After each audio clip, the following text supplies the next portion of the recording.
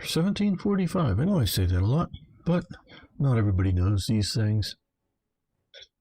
We're going to be playing some Hearts of Iron 4 World Ablaze mod here very shortly. Well, it's already sort of here, but we'll be making some episodes, hanging out.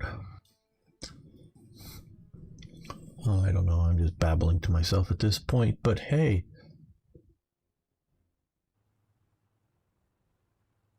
Right. Uncharted and crew. No, the more I look at everything that I know about subjects,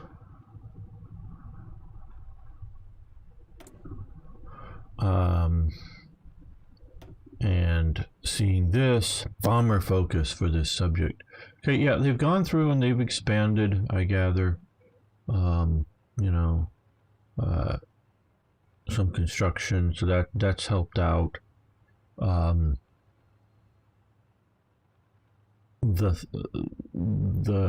puppet, or whatever we want to call it, but no, just no. I really, you know, for Slovakia, yeah, because it was a puppet. Excuse me.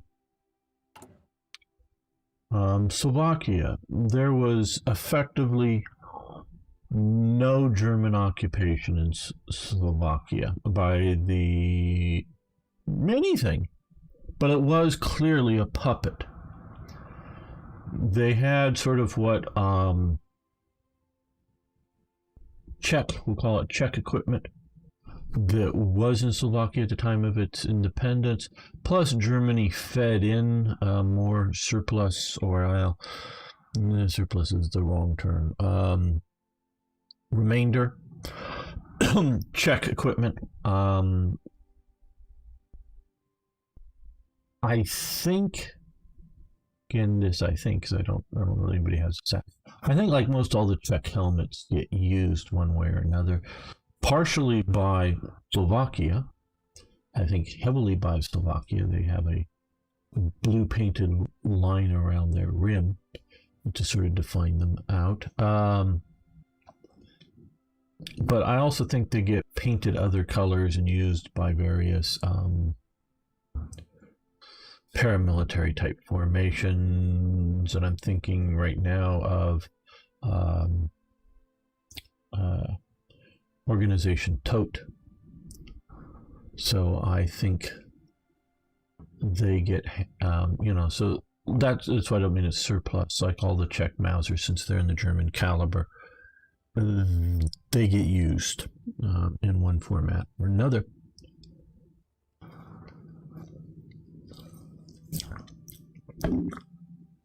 And yeah, I know the mechanics here are what they are. You know, but there was little or no military production in Slovakia. You know, there was no firearms production, there was no artillery production, there was no tank production, and yeah, I know. So it really should be a lend-lease type situation. So they are a puppet.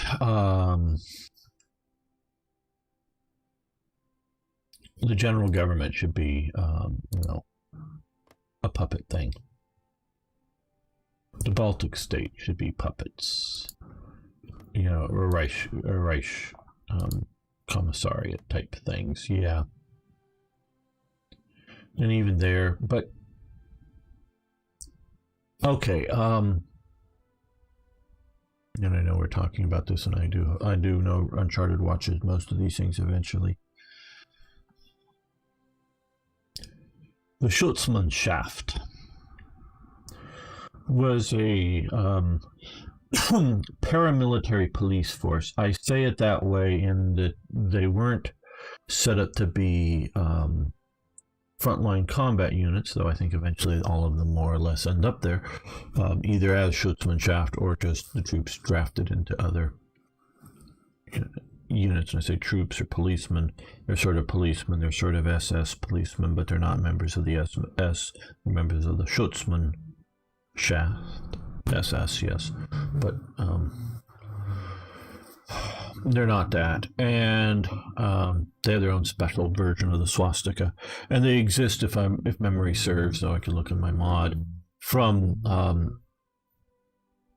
Estonia, Latvia, Lithuania, down into Ukraine, in that whole area that they're recruited from.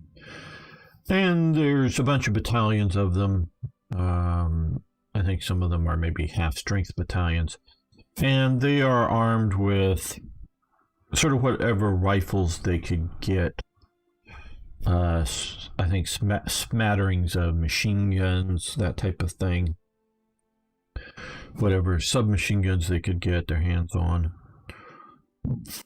By that I mean if they can get some PPDs or PPSHs from the Soviet captured supplies, or various 9mm submachine guns from somewhere.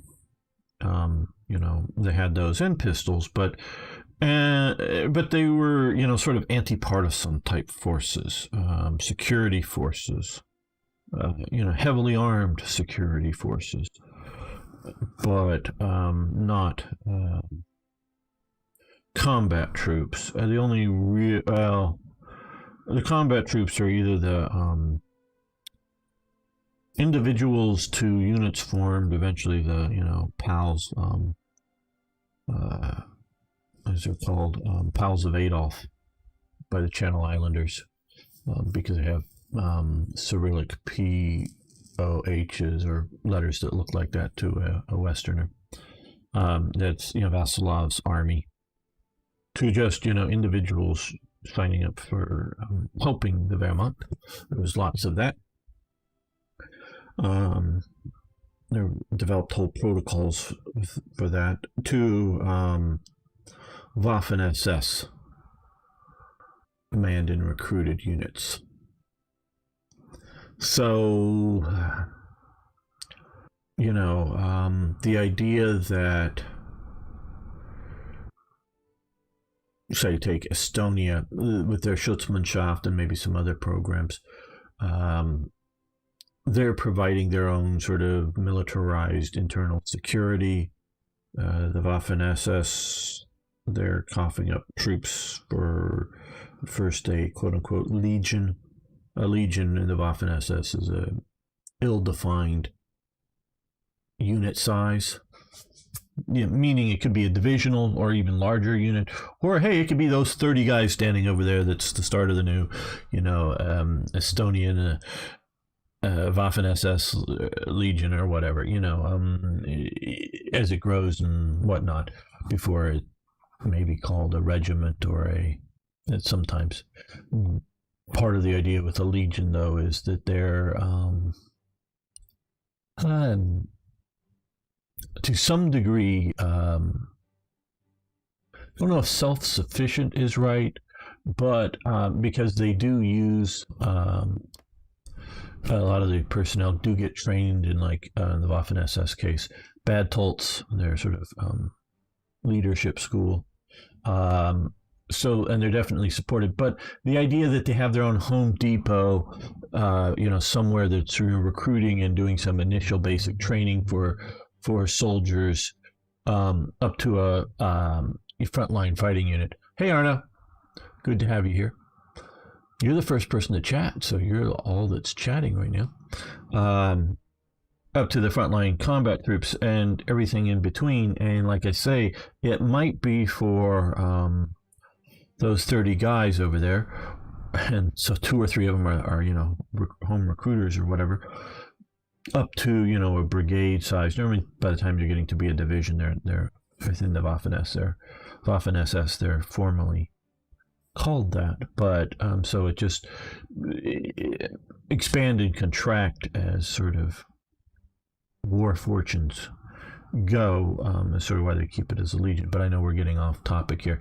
So they sort of did some, well, I guess my point is those like, not the general government, they did not, they're sort of in a special case, but the Baltic states, Ukraine, sort of Belarus, whatever you want to call the Reich Commissariat out here, did provide their own serious security type troops. To the best of my knowledge, I don't know about what you might call police on the beat after the occupation in Czechoslovakia. I think they sort of stayed around, those that were willing to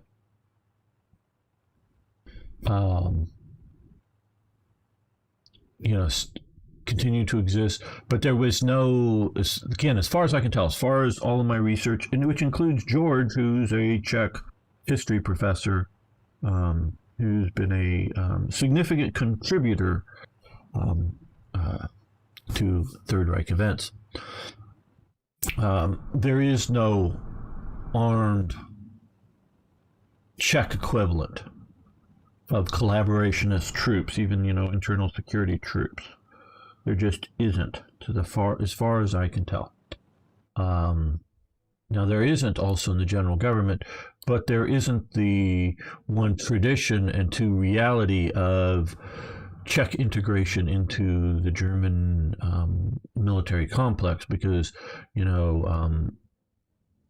Skoda is, a Czech company, yeah.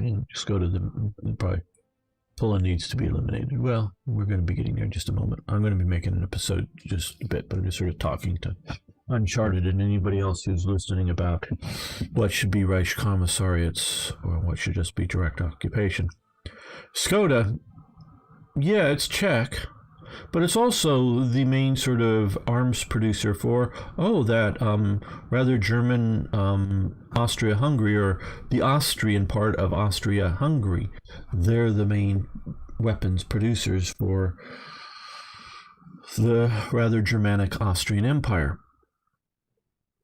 So, switching from, if you will, Vienna as its capital to Berlin, I don't think affects much with Skoda. And Bruno Arsenal and others, they just went from being Austrian armories to being Czechoslovak armories to being German armories, or arms production factories. And so that isn't a that's why it's a special case. That's why it's a special case and not just another Reich Commissariat. And why general government's a special case too, but it's not. And very much from reading the book Hitler's Empire, I think it's more or less sort of, I don't know the way, I don't know whether it's more north or east. There's sort of two sort of areas that general government is. I think it's more sort of east-west cutting of it. Two different, that have two different heads that don't like each other and don't cooperate with each other and follow completely different policies. Rather read a book about Gamer's Empire. Yeah, I've often thought about writing a book, but one thing I hate doing is writing. I like talking. I'd talk a book and then have a good editor come in and, convert ramblings to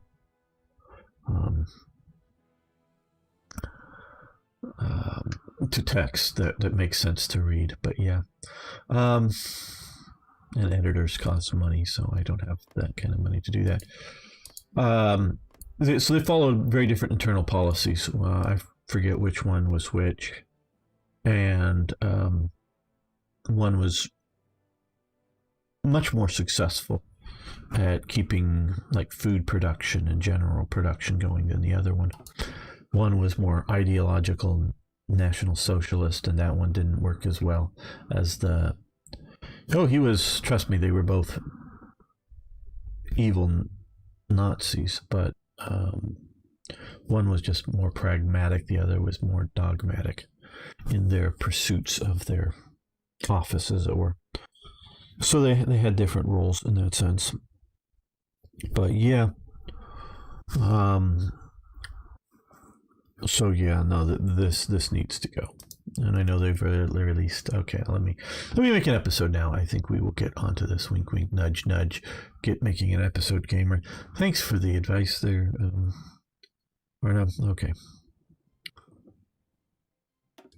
Welcome back, fellow armchair generals, to Hearts of Iron 4 World Ablaze mod. And is this as good or even better than the Black Ice for Hearts of Iron 4? That's what I'm comparing it to. Sort of apples to apples. And people have come in and chat or comments below on the videos and, well, what's your conclusion? Well, I haven't played enough of it and given a fair enough chance to. But we're going to be invading Poland this episode, so all of you waiting for a we're going to change his unit color designation. Let's see, can we go, what would we give us? Ooh, there we go. That's cool. Nice sort of desert color for a Rommel. That isn't that sort of standard one. A little lighter. We're going to be invading Poland very shortly. But first, what we need to do here is we can invite someone to our faction, and we will do so. We want to get Horthy's Hungary as part of our faction. Now, we have just completed... we're getting ready to launch Danziger War. That's right. It's early. I'm just waking up. Before the war, send out your Navy and Air Force. Yes, that is good advice. I have, and I hope this is a good plan. I worry about size, either too large or too small, but we sort of flooded the zone out here in this North Atlantic zone with 176 submarines.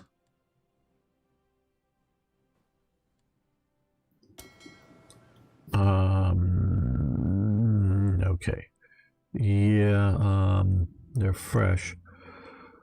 World Ablaze mod. I know because I do count myself in as a modder, are trying to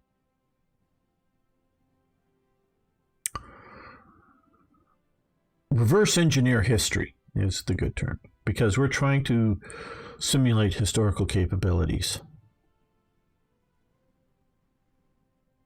And I know once we got done with the sort of initial starting ships, and I'm not really so much testing out the Navy here, it seems like an awful lot of submarines. I think you need to readjust your production capabilities. Yeah, I don't think Germany had nearly that many at the start. But now they could have had a lot more than the 30 or so, I think, submarines they had at the start of the war. But I don't know. I don't think I'm going to send any into the Mediterranean.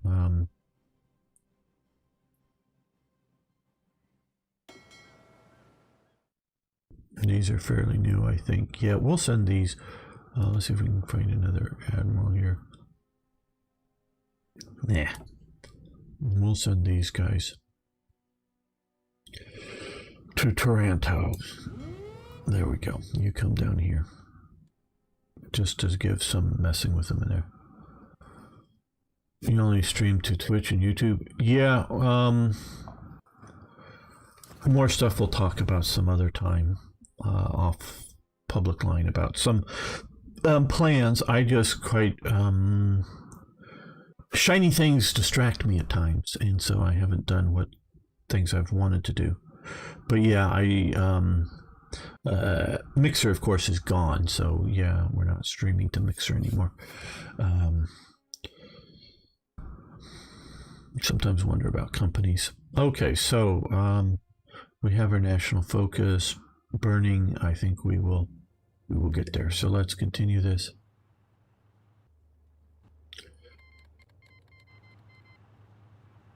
Hungary has refused our offer? Huh?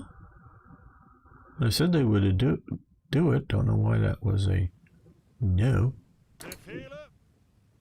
We do have some green units, I know, but we're not going to do more training at this time. We're getting ready to invade. They will get trained in combat.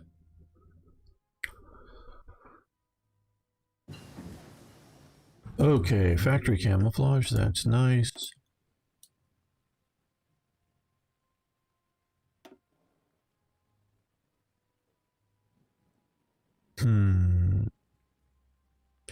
It's definitely on the to-do list. Let's just look at other stuff on the to-do. We're really not looking at naval this time.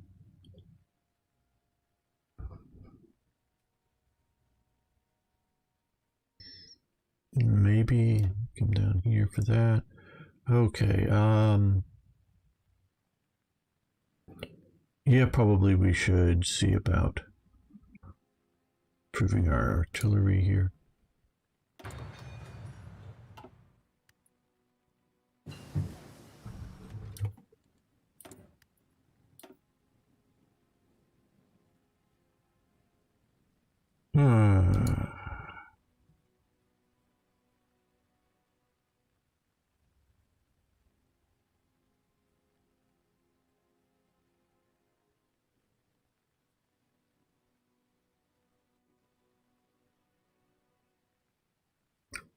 Reconnaissance vehicles.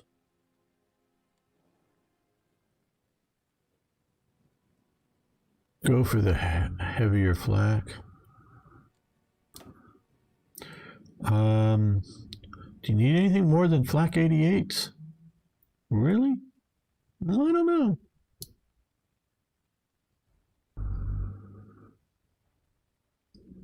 Does give us more levels of. I like the way they've done that. Yeah. But we need to look around here. I think mountain troops improvement will be the next.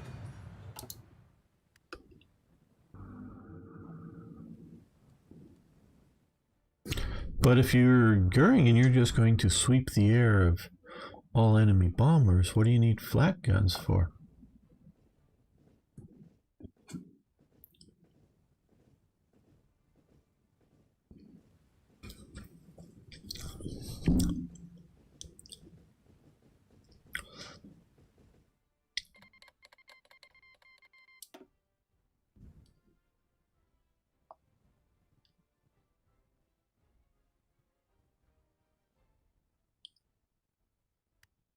Okay, let's look at our military high command here. Naval air defense, submarine detection, airborne assault, close support. Let's get Sparrow in as close support. Should we trust in Goering? Said no one ever. Yes. Well, no one should trust in Goering, that's for sure, but yeah.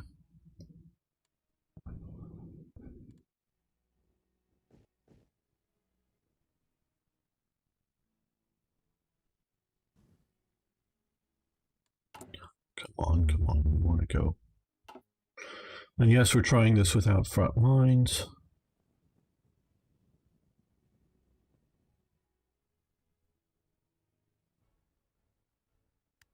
Okay,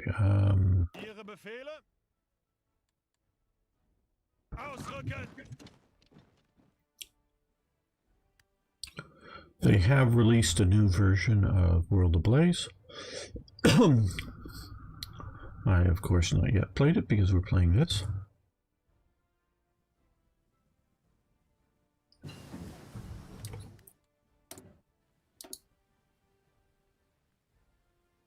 That air agility is nice. Air supremacy there.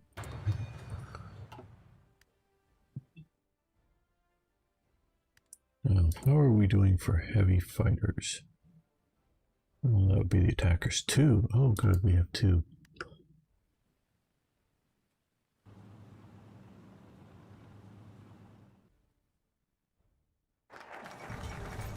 Poland refuses German ultimatum. Okay, so what? Well, we have this.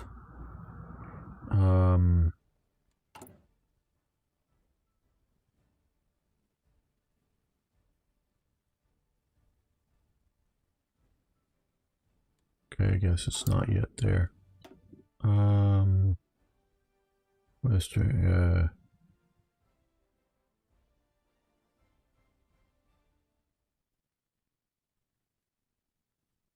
okay, I think they're still gonna pop up.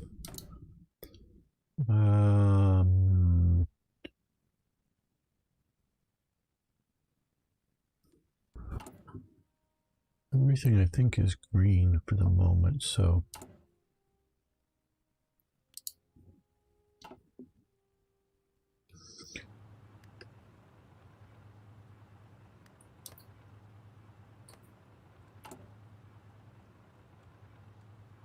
We're not yet at war. Okay, there we go.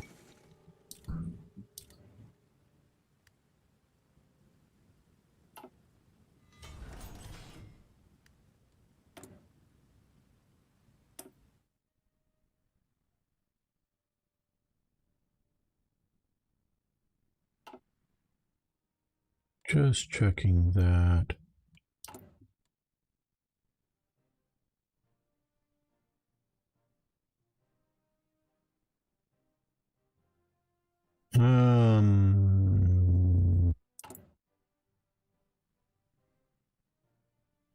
Okay, looks like barely enough rubber at the moment.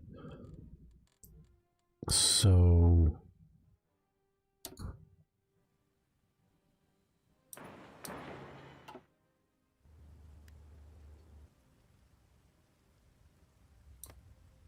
do we need to declare the war on Poland? No.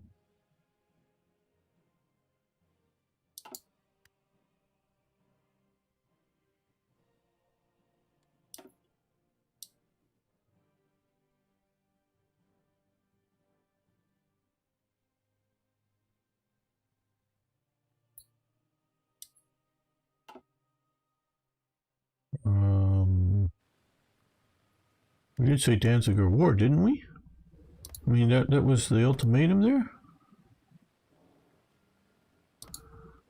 What am I missing again? What am I missing here? World detention, gains core, this, yes, yes. We said Danziger War, they all must approve the agreement for bonuses to take effect, yes.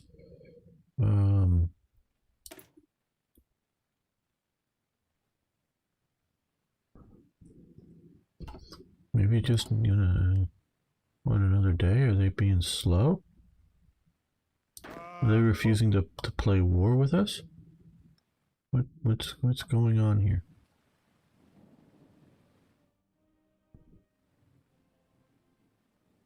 They're asking the British for permission to fight a war?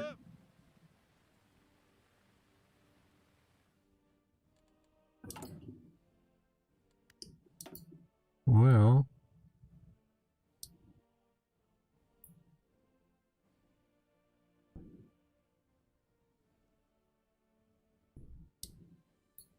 this is acting weird.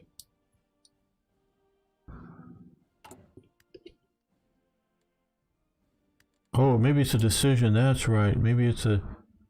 Okay, an event decision here.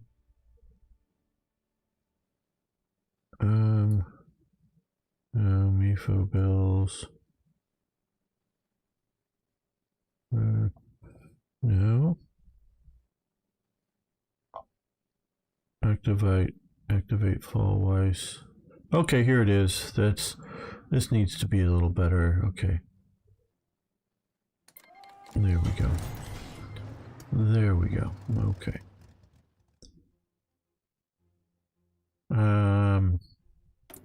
Who can we invite to faction? Okay. We will see if they join our faction this time. Yes, war. Okay, we got a few more, but we're going to lose these factories very soon because, excuse me, they're being occupied by the nasty, nasty Poles. So what did that, how did that, just when I mouse wheel, it does that at times, I know. Okay, you and you come there.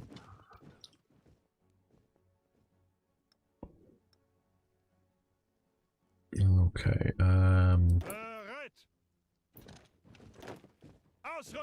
you and you go there.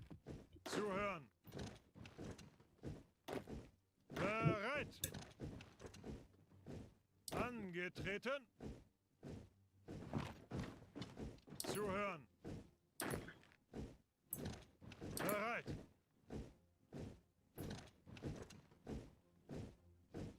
Achtung.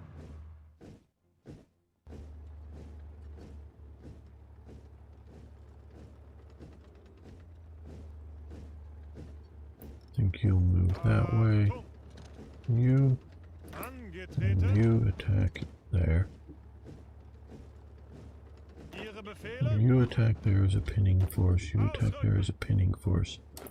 You attack there. Angetreten.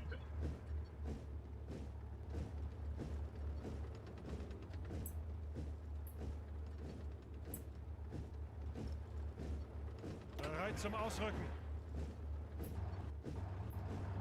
You push up into there. Ihre Befehle. Ausrücken. No, not the Poles. Yes, the Poles. Zuhören. You know, people should be more careful in choosing where they want to put their countries. They really should, you know. The Danes, they do a decent job of it. They decide to, you know, have a lot of islands and peninsulas that are sort of easy to defend, you know, that kind of thing. Norway decide, you know, Norwegians decide to, you know, sort of hold this side of the mountain, that kind of thing. And the Italians, okay, we're going to hold this peninsula. You know, France is, you know, we're going to hold this sort of square area. Poles just decide, you know, we're going to have this territory out in these big open plains with people all around us that will always want some of our land and territory. Yeah, that's not the best option. They should have migrated somewhere else to find their things. What type of name? Well, we currently have a few condors that are out here looking for ships. Well, not enough of them. Not nearly enough of them. For my liking, at least. Okay, you push there. You 4 into there.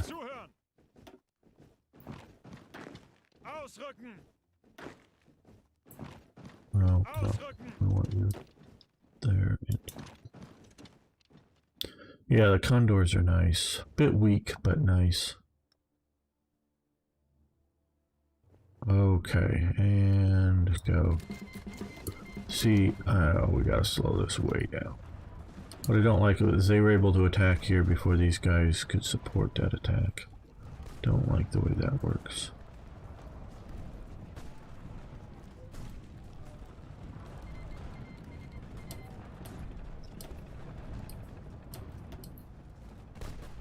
Okay, we can't, now that we have the thing properly done. It's this way. Oh, Western plans, we can do that now. Okay. We will at least attempt that. I don't know that we want to have Bulgaria join our wars right now.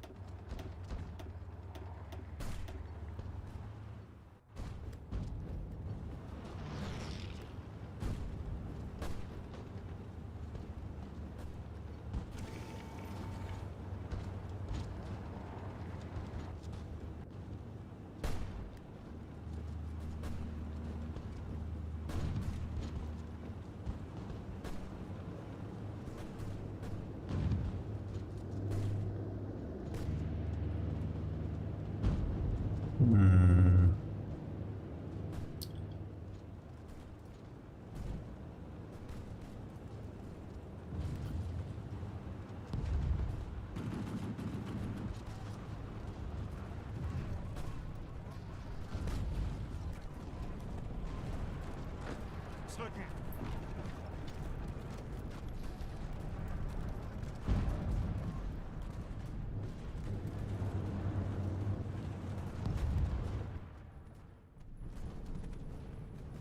Ihre Befehle. Okay, you need to move to there. Bereit. You can support that attack. Greift weiter an. Bereit zum Ausrücken. Ihre Befehle.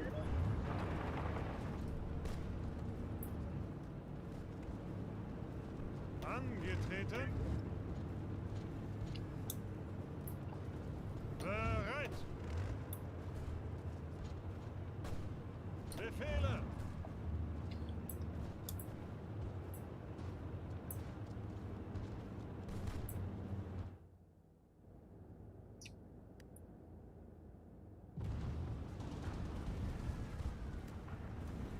Okay, you guys are pushing there nice and quick. 1, 2 divisions. You, those 2 divisions can support that Ihre attack. Befehle. Angetreten. Okay, Achtung. Zuhören. all 3 divisions attacked there, but lost them out around there.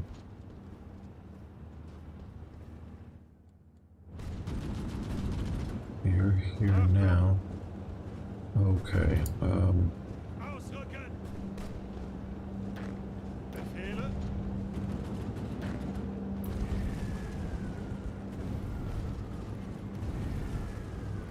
Befehle. Ausrücken.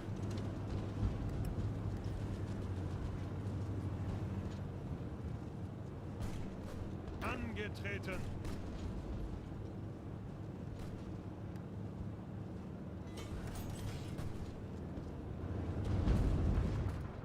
Bereit.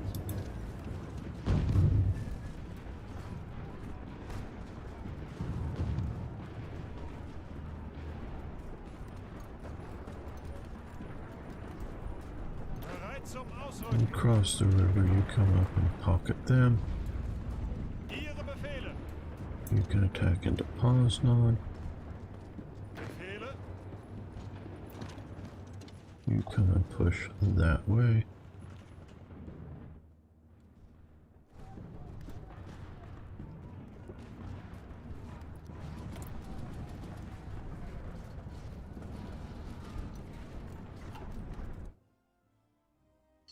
And can we, let's see if we can get more oil from Romania.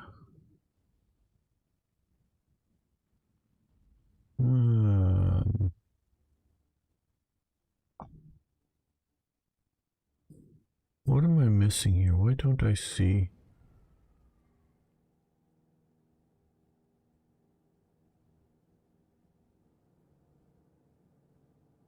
Romania on this list for oil.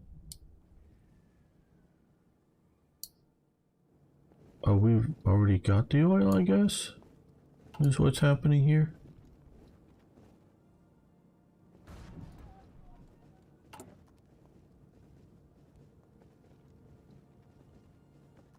I guess we do. Huh?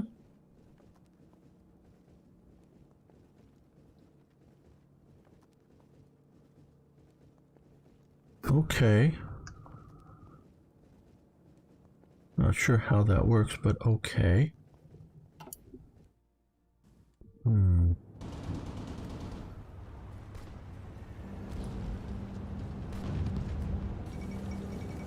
All of Warsaw, good.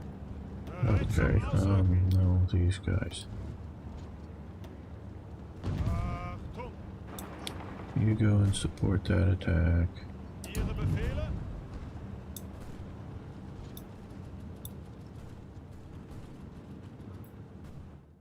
You can come down to Lublin. Achtung. One of these divisions needs to support this attack. I don't want you going anywhere.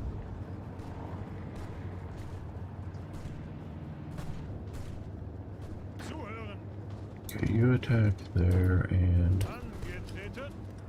You support it.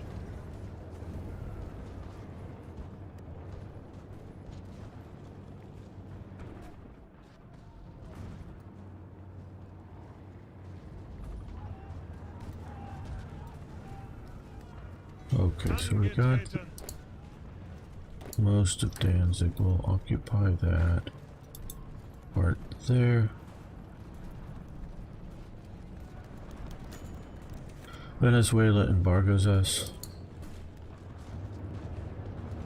I'll tell Angetreten. one of the divisions stop there because that might become an issue. Zuhören.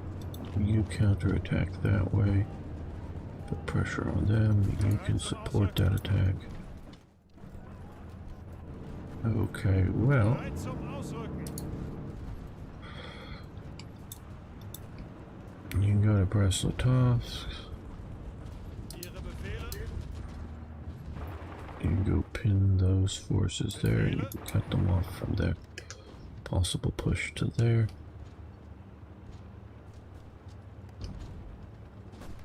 Angetreten.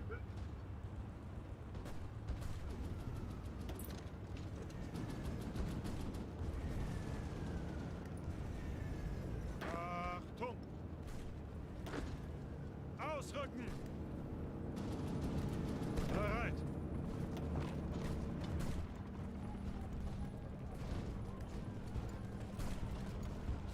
Befehle.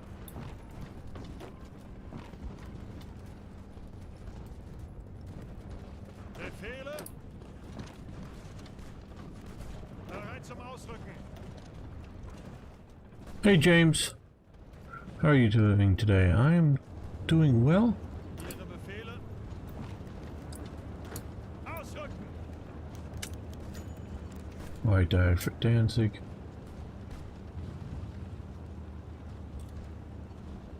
Zuhören. And use that.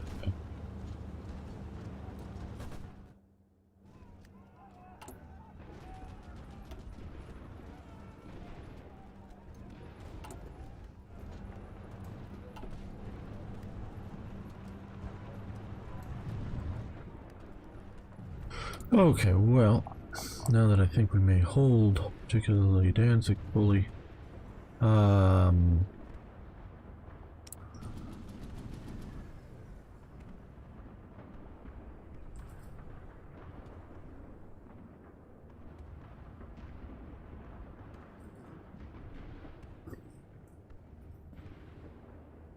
we'll build a few ships. Oh, we need some more resources, as in more steel. Okay.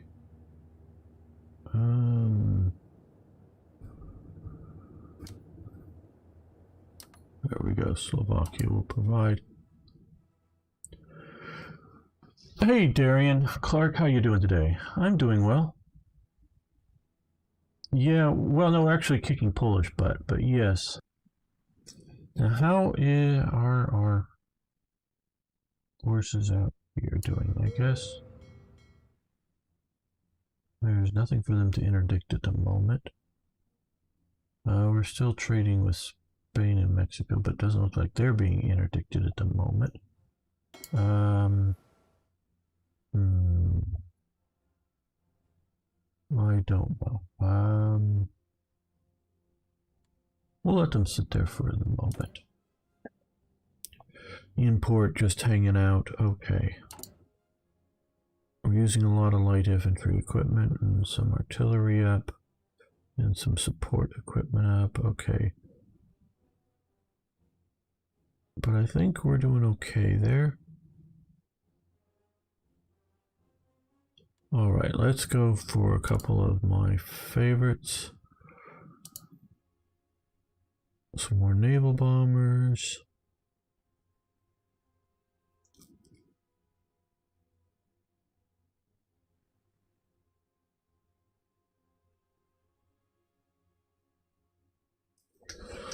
Yeah, that's looking pretty good. So I think we will also go with Try to get these guys up and operating.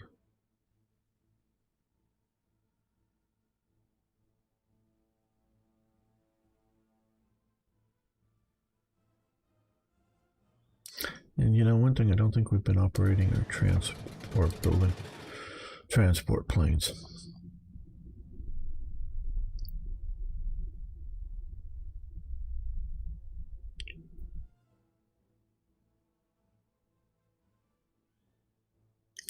And we need more rubber, which I really don't know that we're going to get right now. So I don't want to trade that far away. Yeah, we're just... yeah.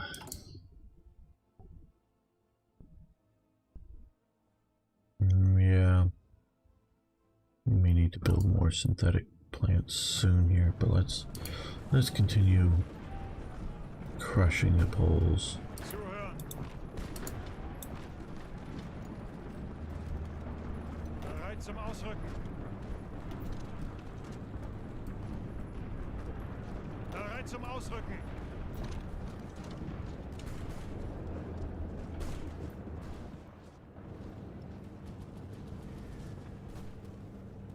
Angetreten. Yeah, you go back to there. Make sure that we hold Warsaw, not that somebody else just decides to walk in and think it's theirs now. Angetreten.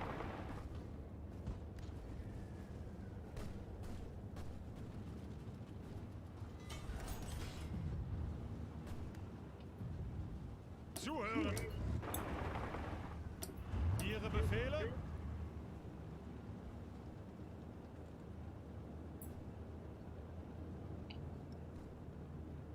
Achtung!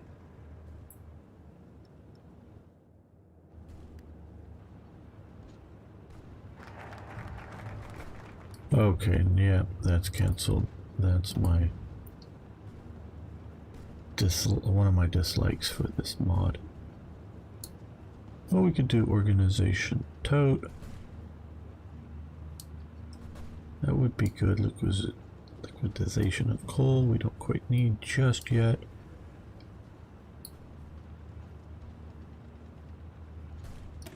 Yeah, war reports 14 days.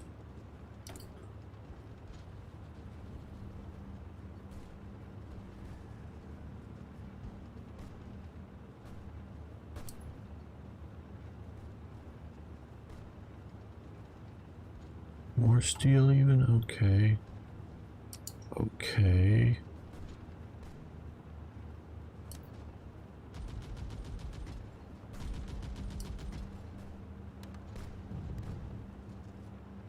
Get more from there.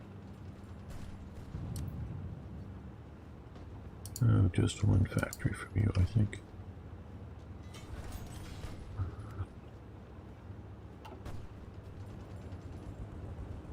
Hey, Uncharted.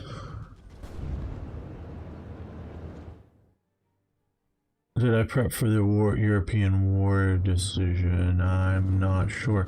Remember, I am playing on 5.5 still version, and I don't think that has that here.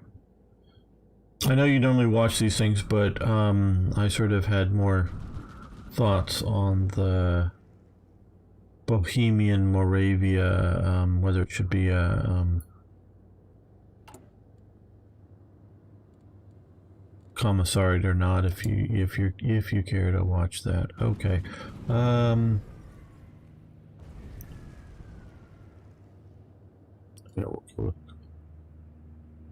Yeah.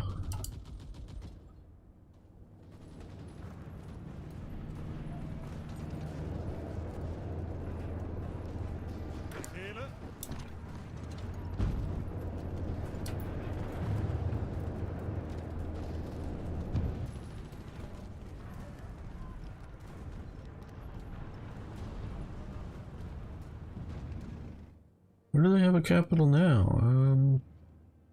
Shouldn't Poland be collapsing now? Yeah, it should, but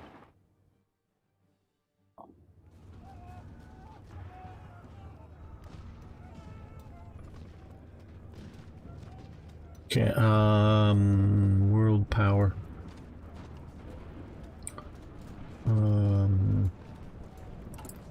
I'm not quite sure where I look for that. Who is second world power? All the VPs get an event. All victory. Okay, all of the, okay. Oh, Polak there, okay. All the victory points. Zuhören. Seems rather fanatical of Poland, but whatever. That's a minor, or, well, maybe all my complaints are minor, but still. Okay, well, I guess you need to drive out to here. You need to drive to there. Zuhören.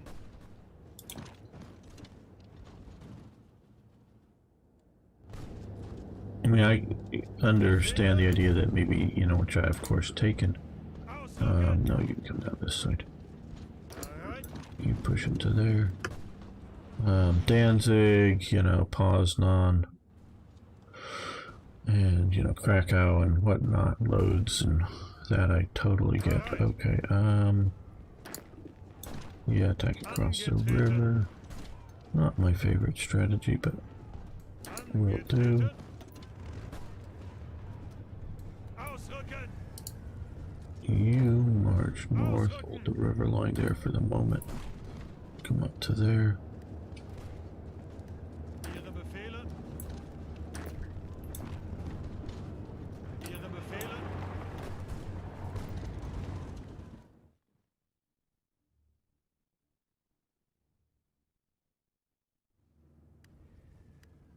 Okay, so we've sunk the Polish submarine there. We sunk another Polish submarine. We only had 3.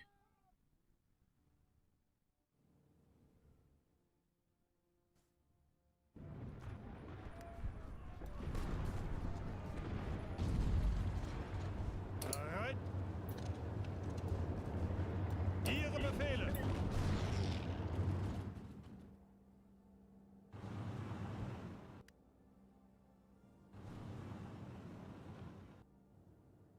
Bereit.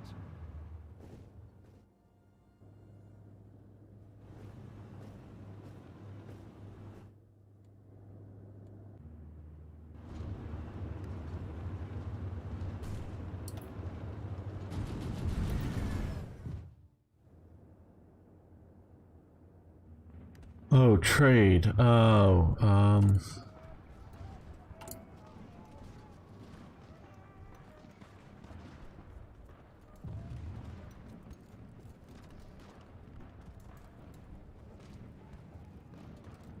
second leading power here, I'm not sure.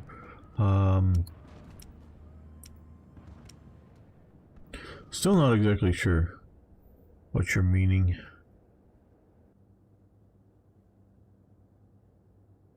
US is one of the major industrial powers, of course.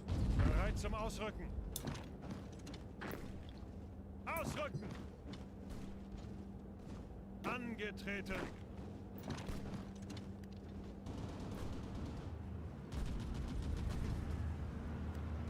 Bereit zum Ausrücken.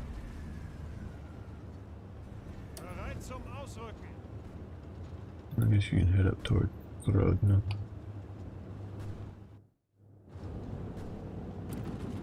Bereit. Bereit. Ihre Befehle.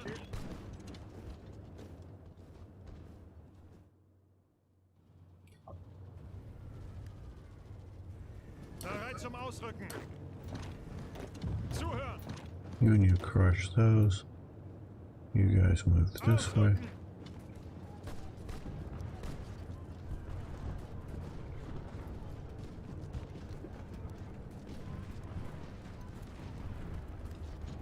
Befehle. Achtung. I don't know why they've kept both their little tankettes down there, but oh well.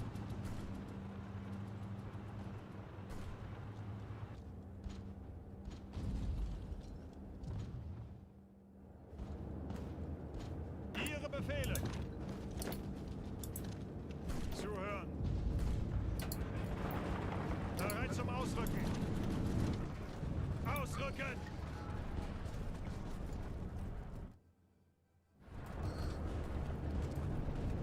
Zuhören!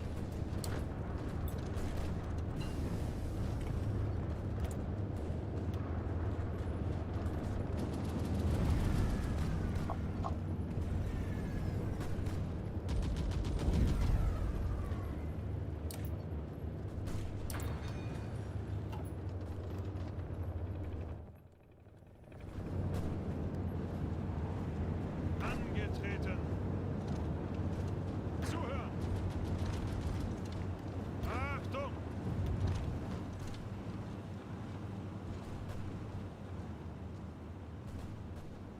Befehle!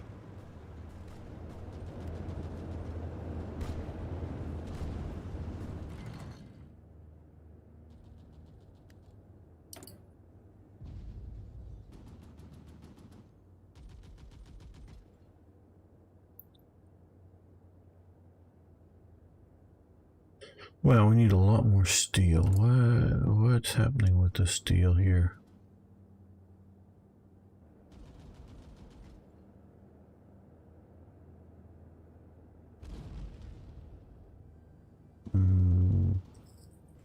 Do we go with shipments from the Soviet Union, maybe? And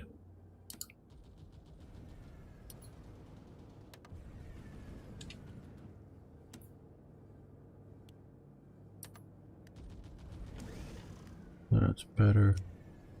We're using up a lot of rubber, so okay. We get 3 more coming. Let's just go with 2 more plants and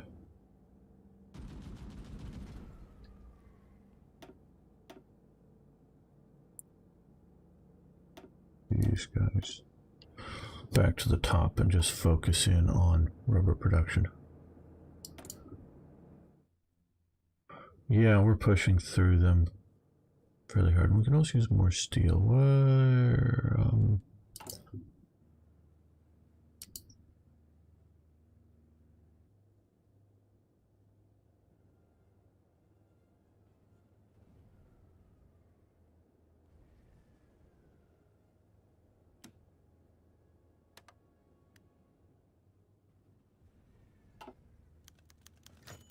okay, there we go.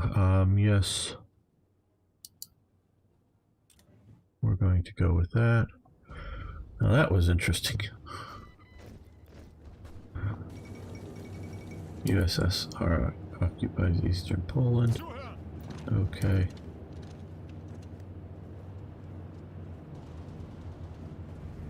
That's the way that sort of happened. Angetreten! Achtung! Ausrücken! Bereit!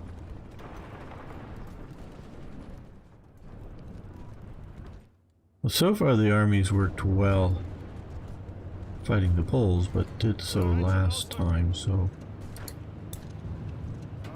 I'm not sure if that is... We're not at war with the USA at the moment. They've just embargoed us, which they did so way early without cause. Now that the war started, I can see that there's cause, but wouldn't have been earlier. They want money from Germany, in fact.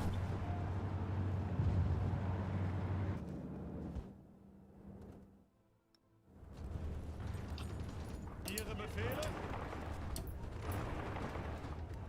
Befehle! Ausrücken! Befehle!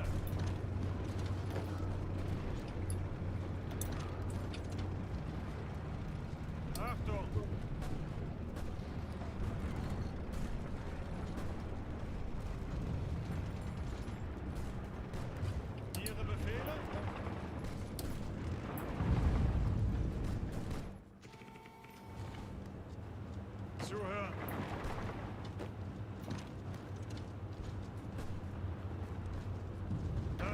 Ausrücken!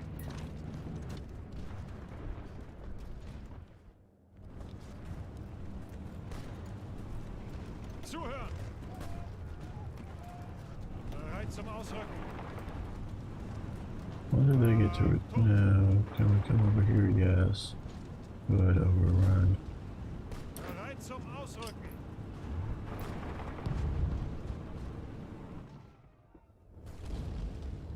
Angetreten!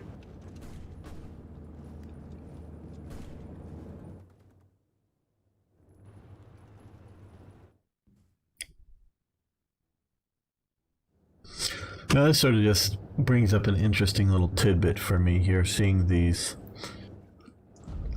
retreating Polish units out of Soviet territory. The way it happened historically was, well, most of Polish... Okay, where do I start my stories? Just taking a drink here. At the beginning, gamer, at the beginning. Let's pause this. Always start the story at the beginning. Okay, there was Adam and Eve. That's going to take a long time if all stories I got to go back to Adam and Eve. Hey, Scappy, we're taking out Poland here. Okay, most of the Polish army was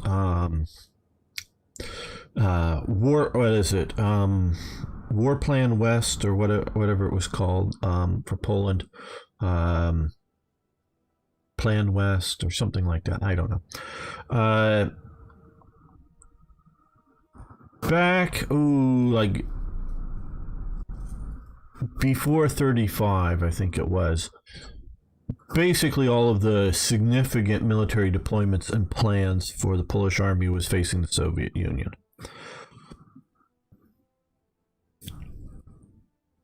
By about 38, I think it is, when the Plan West, I think is what it was called, they did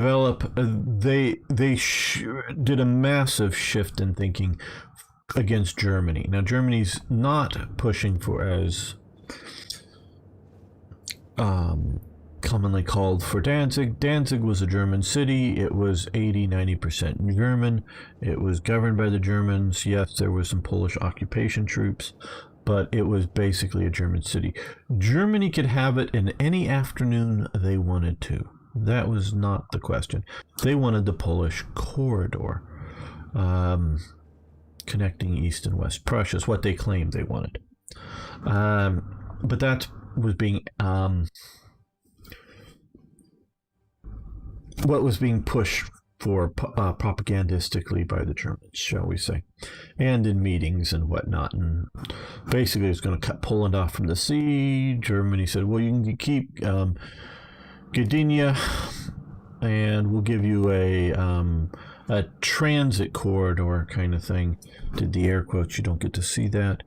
Don't know if that's good or bad, but that you can transit across our territory without, inspection of cargoes and whatnot. So you could have some trains going back and forth, basically, to Gdynia. It was sort of what they were claiming they wanted. That's not the truth, but that's what they were claiming they wanted. So the Poles shift their armed forces to the west. Now, according to what I've read, most of the population and most of the industry is in the west of their country, and often in what was not entirely, but at least partially what was in the former German Empire. And so the Poles made the decision to defend their populace. Okay, reasonable idea for a nation. Defend the people that live in it. Hey, OCB. Defend their people. And two, well, hey, we need our industry to be able to fight a war. And Poland, unlike the Baltic states, shall we say, did have a domestic arms industry. They were building their own aircraft. They were building their own tanks. They were building their own infantry small arms. I just don't know about artillery. They build their own tank guns, but tank guns aren't, well, a lot of their tank guns were just machine guns. So, I don't know. But they were building a lot of their own arms. Where, I don't know that, well, I don't know. I continue to learn about things. But, so they're building a lot of their own arms. And hey, to fight, we need to be able to protect this. Okay. Now, part of their planning assumptions is a vigorous attack by the French for this plan to work, for any plan ultimately to work, to defend Poland. Well, they don't get that. You have the Saar offensive. Because I've sort of recently been looking into the Saar offensive, playing the DLC for Panzer Corps 2, very good. I would recommend the game if you like that type of game, and if you're not sure you like it, watch my videos to find out before you spend money. That's part of what I do here. Yes, I may be a pusher for games, but I'm also showing you what the games are, that you can figure them out well enough before you actually spend your money. Because I don't make money by you spending your money. I make money by you watching my videos. So the French aren't going to do their vigorous offensive. Their whole mindset is defensive. It just isn't going to happen. But the Polish armed forces are such that they cannot defend the area that they're trying to defend, meaning there are significant gaps in the lines. I think into the scale that we see here in this almost province level scale, maybe not quite that, meaning maybe not this province here wasn't defended or something, but big enough gaps. So they don't have enough units, enough troops to be able to defend this sort of western projection, realizing also they're outflanked by East Prussia, and they, which we didn't do this time, but was done. They did have some, hills. I mean, they might think of them as mountains, but really more, well, really more hills, but whatever. I mean, there's no snowy, rocky type, Matterhorn or the Rockies type mountains out here, as far as I know. Maybe things that I would agree that are mountains, but now we're getting in a bit more up it down into Romania or whatnot. But so, and they get, so they're outflanked by Slovenia and East Prussia, even without, because you have to remember again, hey Toyjet, trying to tell this whole story, and I'm not doing it in a coherent way. It's only like about 2 weeks or less between the signing of the Molotov-Ribbentrop Pact and the start of the invasion of Poland. So there really isn't, and from a national conscious sense, there is not a ability to readjust with that new reality, because prior to that, and I don't know between spy circles, diplomatic circles, and what's printed in the papers, I don't know before Ribbentrop-Molotov Pact is signed just how much people were aware of it being negotiated again. And I say this because I wasn't aware of it until I was actually recently looking into it just a year or two ago now, that there was an Anglo-French delegation that had an interesting sort of trip to get there in Leningrad, trying to get the Soviets on their side if there's a potential war with Germany, because these are all happening before the war starts. And again, the thing that Stalin was asking for with them was, it wasn't Molotov, it was another diplomat guy or whatever who was handling this. But will you recognize Soviet interests, meaning we get to take them, in places like the Baltic states? I don't know if they specifically said Finland or, Bessarabia down here, and they were like, well, no, we're not going to let you just gobble up a few countries. We just are looking for an anti-German pact. Be sensible here. Well, Hitler was going, well, yeah, sure, you can have the Baltic states, Finland, no problem. Well, actually, 2 of the Baltic states, but oh yeah, you can also get Eastern Poland. Yeah, that's a much better deal. So Molotov wins the debate, and when the sort of the British or the Anglo-French delegation sets out, they've yet to really start negotiating a lot of this stuff.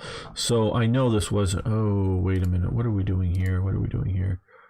Okay, no, we're going to block off these. I forgot to do so. That's why we've had some losses here. If we're going to keep trading here, I don't know how much or how long we are, but with Portugal and Spain, we definitely want to go all the way around. So I don't know how much that was in the national conscious of Poland, but the idea, and it's not like some guy in a basement redrawing military plans or some general realizing, oh shit, we're screwed, we have to start defending, from 2 flanks. That may have already been happening before the invasion starts, but the whole sort of military industrial complex, I sort of don't like using that term, but you sort of military and political complex, if you will, maybe more so industrial than industrial, had not yet settled in the idea that they needed to prepare for 2-front war. And that's obviously, that's not just outflanking, that's surrounding them. They're doomed. No matter what, Poland's just doomed. But if you were just looking at a German versus Poland French type war, it doesn't matter whether you have factories to build ammo if you can't defend the lines of supply, say, from the mines that are making the copper or whatever, not making the copper, but, are digging the copper out, turning the copper into cartridges, refining it, and then from the factories actually making the bullet, the cartridges, the whole thing, and getting them to the front line. It doesn't matter if, say, a factory in Poznan is cranking out enough ammo. If your divisions over here can't get the ammo, it just, because the Germans have, zipped in between, even if they're, even if you got nice fortified pockets, they might be supplying ammo for there, and that is one of the elements of localized supply within Hearts of Iron 4, which is a good element of the game. I mean, this is why I'm always so torn. I still think Black Eyes, or Hearts of Iron 3 Black Eyes, is still the best, but they still, all the supplies come from the capital. And so if you cut that off, and there's other major supply factories, say for some reason, let's just say the war is going fine, but Sweden invades, comes in the war, invades Germany, and drives down somehow, and these guys are neutral or something down here, comes in here and cuts off a major army over here. Well, there's still, manufacturers supplying, making ammo and they're going to exist for a while at least. So there's good things with Hearts of Iron 4, really good things. But so it doesn't matter if your ammo factories are working full tilt and working well and are defended if you can't get the ammunition to the other units that need it. So Poland should have, I don't know, war plan defensive or something, and sort of created a around these rivers here. I don't know. You constantly, as Poland, have to think, oh shit, the Soviets exist. Because, the Battle of Warsaw in 1920 and the sort of miracle battle that they defeated a much larger force. I think mainly by a thrust from the north, flanking them and driving them out. But, so,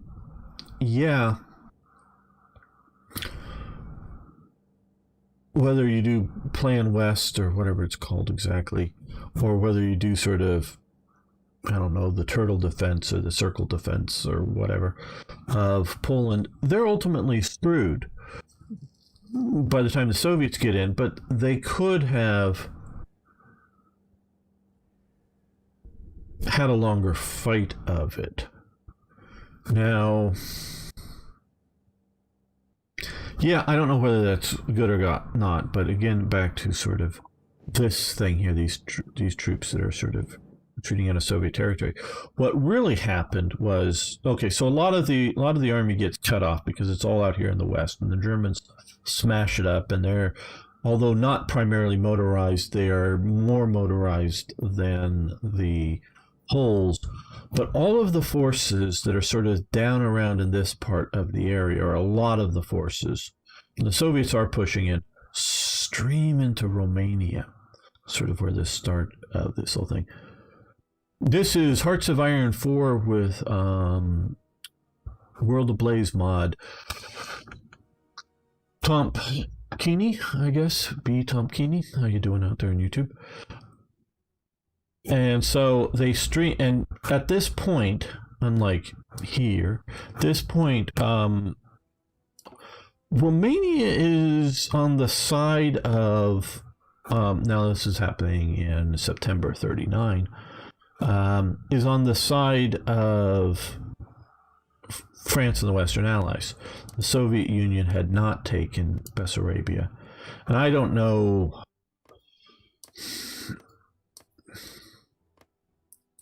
because yes, I criticize, and it's mostly, of course, Uncharted for his mod here, and I'm a mod maker too, so I know how difficult it is. How do you mod this? Part of this is easy. That's wrong. Taking over the Baltic states should not happen until Poland's defeated. Okay, that should not happen. And also what is wrong here is, according to the Ribbentrop-Molotov Pact, Lithuania is firmly inside the German sphere. Whether Germany gets to let it stay as a independent country, lets it become a puppet, or just absorbs it into the Reich, that is firmly and totally inside of the German sphere of influence. So that should not be happening until after the fall of Poland. Now what happens is basically this area, maybe, yeah, definitely not Krakow, but sort of these 5 provinces, and that this is on the wrong side here, but yeah, I don't care about what the actual river does, but this territory here, at least south of the river here, is all meant to be Soviet territory according to the Ribbentrop-Molotov Pact. They sign after the sort of meeting at Brest-Litovsk and whatever, there's sort of addendum signed by Molotov and Ribbentrop that affirms this is German, and in swap for it, Lithuania becomes into the Soviet sphere of influence. And one of the things is, prior to the invasion, or prior to the invasion of the Baltic states, Germany is encouraging all German-speaking peoples to get the hell out of here. They are chartering ships. They are just doing every single thing they can to get them out. They get about 80+% of the German-speaking people out of Latvia and Estonia. Now, there's a second group that come out after the Soviet occupation of German-speaking Latvians and Estonians. There is no move to get German-speaking people out of Lithuania, and there is as significant as the population is up in the rest of Baltic states here. I do believe, now this is again, always note the words I use, like believe, because I don't know. I do believe there was a fair amount of, as the Soviets were coming in, German-speaking people coming out of Lithuania, but I don't know of an organized plan post-Soviet occupation, primarily because it's sort of too late, and the Germans are planning on coming back soon. So that happens. So that part is easy to just have the event that fires for occupation to check to see if the Germans have honored the Ribbentrop-Molotov Pact. Similarly, down here for Romania, I would have that happen only after Poland. Now, the harder part is Finland. What to do about Finland? Because, we got to say, one, warfare is a political act, so it's impressions. Two, what ifs are always hard to do. And I don't know the military situation, but I do believe that the Soviets would have won a summer war against Finland. So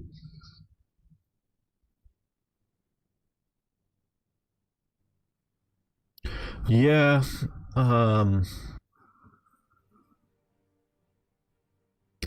definitely requires all the Baltic states and Romania to have the Ribbentrop-Molotov Pact signed. I don't know what you do about Finland, if you delay it like I do, and you just go, oh, yep, it's delayed, so the Russians just get to keep it? I don't know. What the hell is this? Gogland. Is there really a base out here? Okay. Interesting. An interesting province. Cool. I have not seen this movie. Yes. Tom Keeney, I don't know if he's still hanging around, but Uncharted is the primary maker of the mod, and it is an underappreciated mod. So, it is maybe a better than Black Ice mod. We've got to dig deeper into it. Who got destroyed by the ice bear? No, I have not heard about that, and I know you were asking. Toy jet that tried to flee from Bessarabia. They were massacred at the border. Massacred by whom? By the Romanians or by the Soviets? That's an interesting Scappy. I had not heard about that. I did know that the Soviets. Yeah, I can imagine.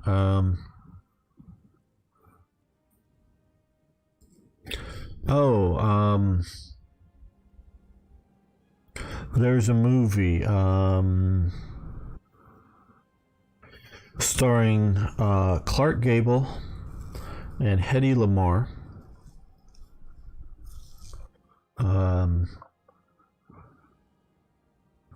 Hedy Lamarr was an actress. Interesting. Is it considered similar in complexity? It is slightly less complexity. It is an attempt to be even more historical. I've been discussing some of the non-historical elements of it because they were considered traitors. Oh, I understand that idea, why the Soviets would do that. They want the manpower or whatever. Oh, yeah, no, the Soviets were bad and brutal all around. What the actress Hedy Lamarr, who was in this movie,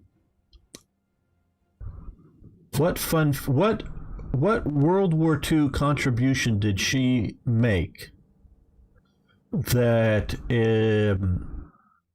really didn't, in a practical sense, didn't get implemented until after the war, but led the way to a major yes, there's a slightly newer version coming out, World Ablaze. I mean, it came out. I'm using a slightly older one because I started a while ago. It is a good mod. Well, I'm just still. Is it better or worse than Black Ice mod? I'm not sure on that. So Hedy Lamarr, what was her major sort of World War II contribution that has effects still to this day? Since nobody said it in chat, post below. We're going to be ending the episode, not the live stream, just the episode now. So thanks everyone for watching. Thanks for liking the videos. If you haven't already, please subscribe. See you next time with the answer, to that question. Okay, guys, we're going to keep going here. I just want to making episodes. So we're going to save this. So unless you need to go somewhere or want to get bored of me rambling on, just hang around for more. I'm going to be in just a second here. I'm going to adjust a couple of things.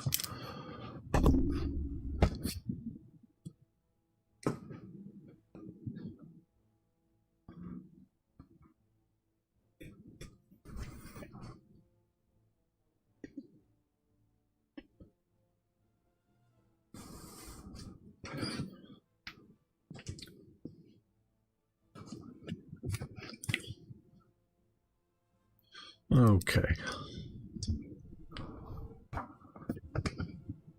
Get a Coke. Yeah, I just sort of stretch my legs and move around a bit. I got a Coke already, actually.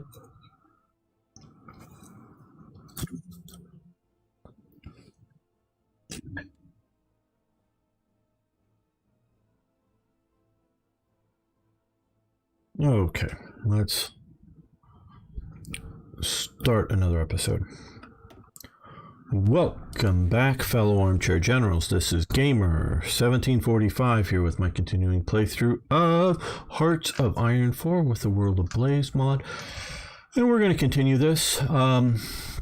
If you watched last episode and wondered about Hedy Lamarr, the actress, she, along with another scientist, develop a lot of sort of radio frequency technology type stuff, and some of it is what contributes to, in the modern day sense, is Bluetooth. She was actually a very, very brainy woman who, while continuing to act in movies, was doing real in-depth scientific research. So yeah, that's Hedy Lamarr. Okay, production. Let's see. We just got a bunch of equipment from defeating Poland. I'm sure we're doing relatively well in that sense. We don't have enough tungsten here. Portugal, we're not being delivered enough because of convoys. Let's grab up some more from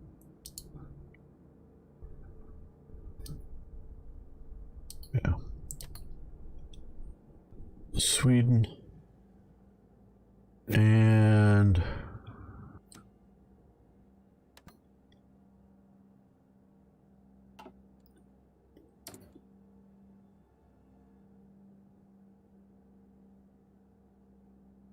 did you get any aircraft from the Poles? I don't remember.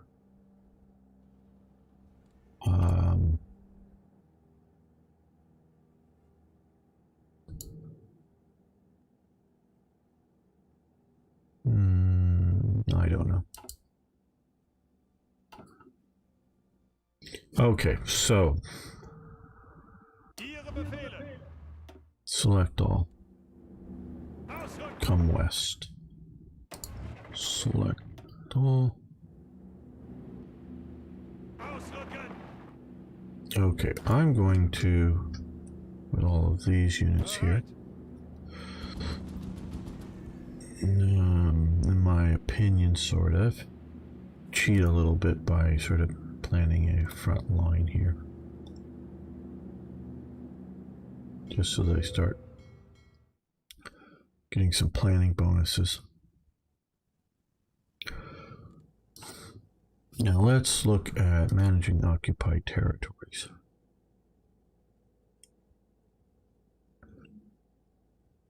Okay, they've got a 4% civilian oversight.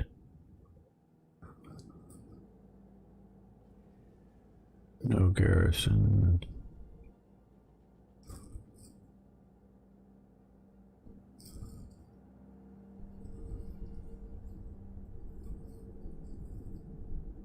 Okay, I guess we'll continue this. I don't need too much trouble from them. Well, what I want is more fighter aircraft.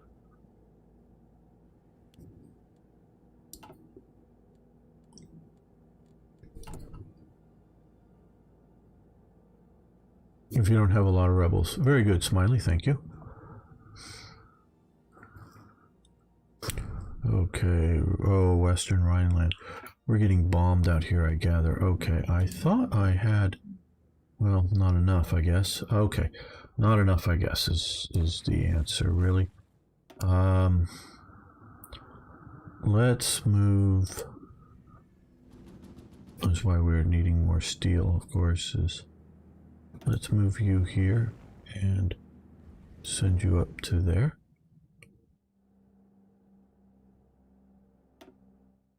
We don't need you over Eastern Poland. So let's move you here and put you up over there.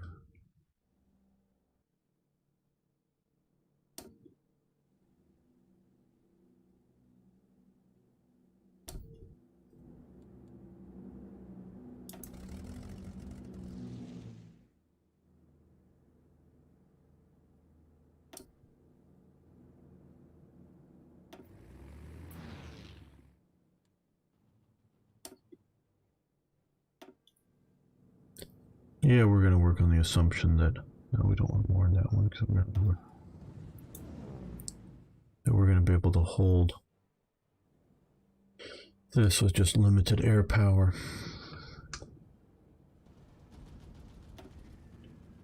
Okay, we're going to ground some of these air forces, but come over here. We don't need to continue to try to use up fuel.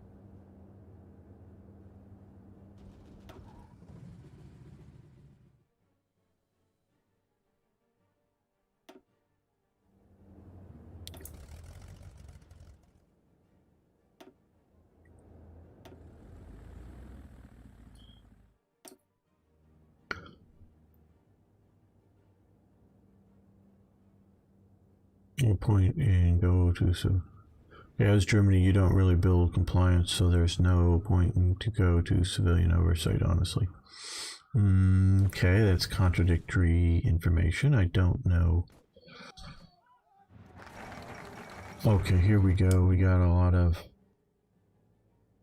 Okay, here's the actual official stuff. So other... We got 46 bombers, 98...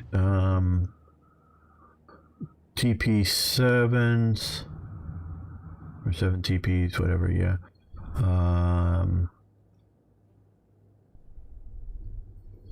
46 TKSs. Don't know if we're going to be able to use those, equip them in our units, but okay, so we got some, mostly just bombers, it looks like, or what enough. Poland has capitulated, war reports. Very nice.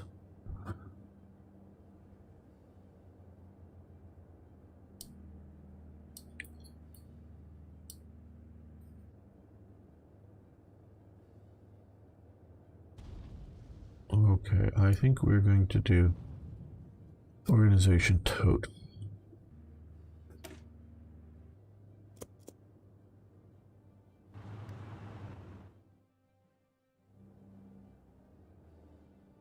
Now,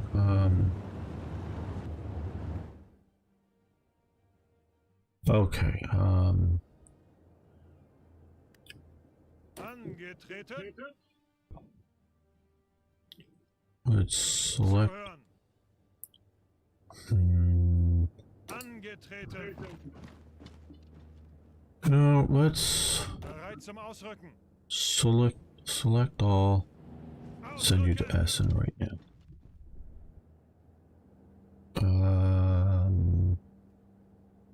Befehle. Okay, let's select all of these forces. These had been in. No.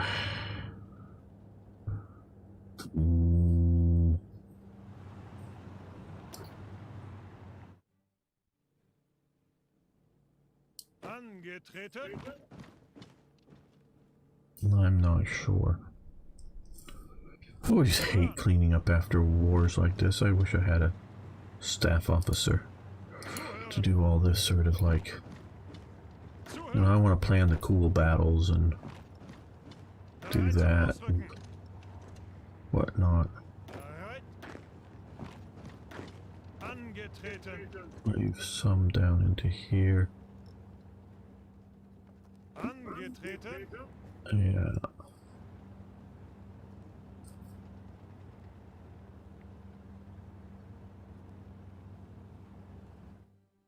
Yeah,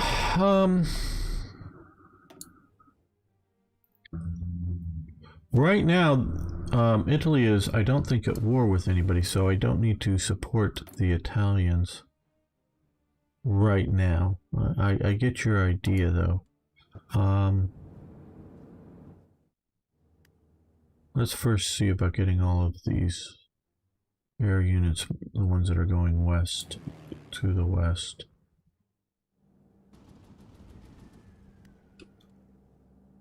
Okay, we're standing by, fine, Alpine region. Okay. Just making sure nobody is... Oh, these guys here, they should be up. Well, no wonder why we haven't been winning. They have been standing by. Or no, they just maybe got moved in out of there. These are for the ground campaign. These guys should be in Western Germany.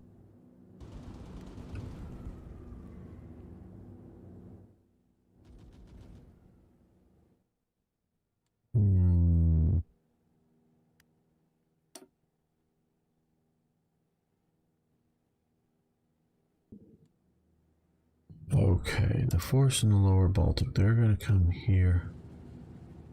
And...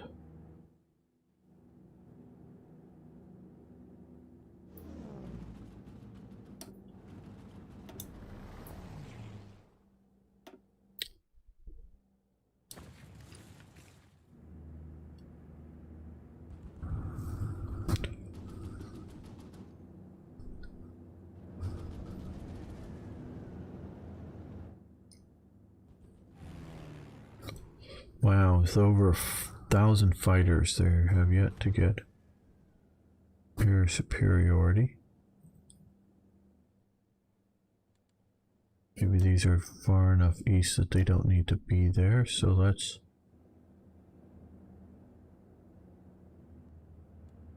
move them to here and put you up over there. Once you're there.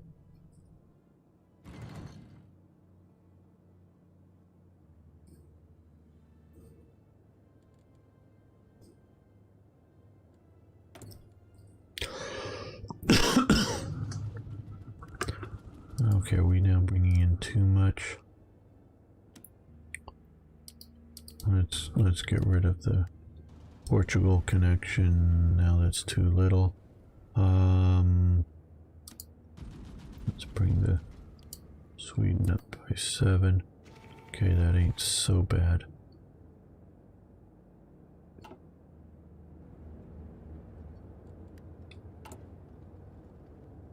Okay, well.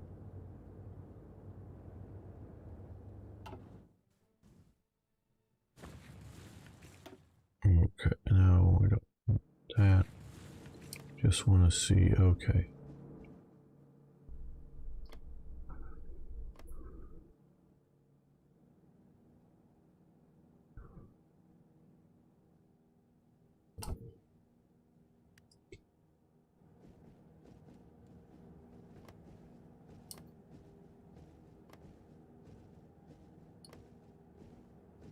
Dockyards are nice.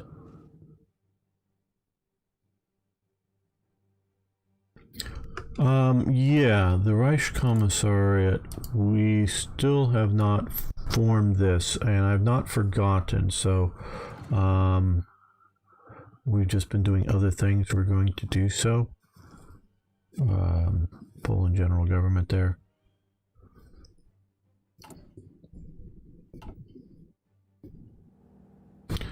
Thousand Week Reich mod just released. I think it would be a great Let's Play gamer. Hello, Yar Yar.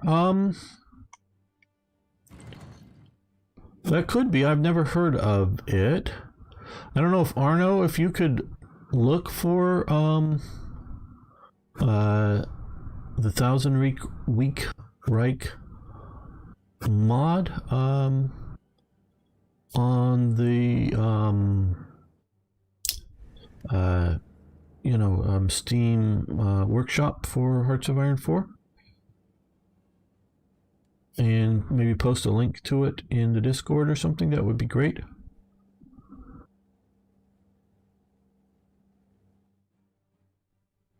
Well, they're not at war yet, and I don't have enough extra tanks to send down there, I don't think. Let's first take out France. It is, and I guess it's spelled out Thousand Week Reich mod. Yar Yar on YouTube has posted the name there, but not a link to it. Instead of 1,000 year Reich, it's 1,000 week. And week as in the date, not week as in not strong. Okay, so yeah, I'm still a little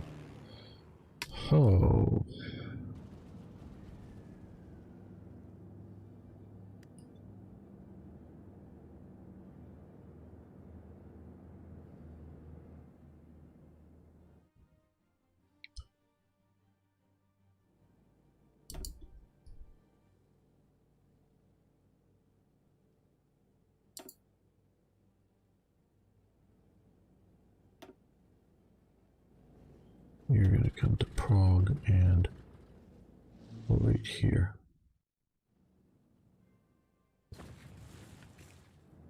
Thank you. Or no, if you could do that.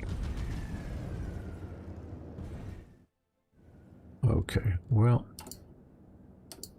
we're doing organization tote. We have this until September, so we can't effectively invade east or north until September. And yes, they made a change to that, I understand.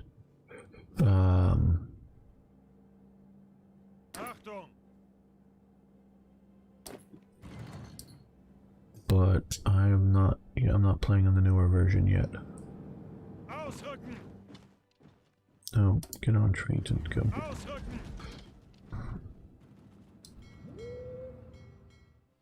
Now, how are we doing out here?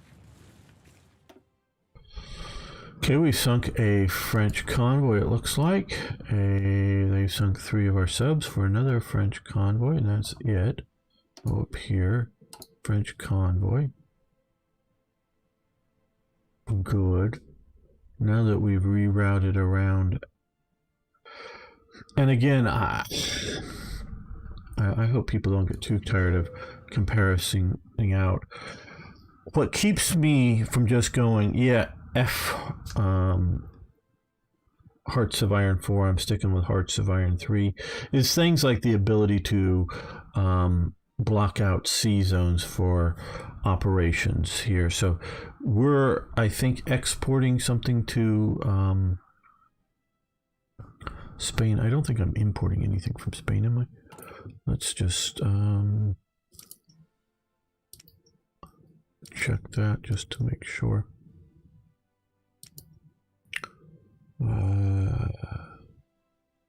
No. Maybe chromium or tungsten. No. Hungary, Sweden. No. Okay. We're not, so we're exporting something there. We might change our economic trade focus, but we can block out. So if we were going to say trade for tungsten from Portugal, they could go up all the way around here and maybe safely through to here. I love that about this mod. I mean, about this game. That isn't the mod, that's the game.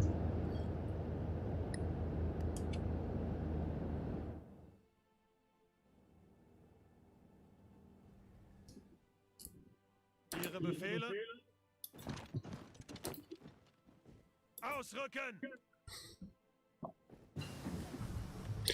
Okay, better anti-tank guns now.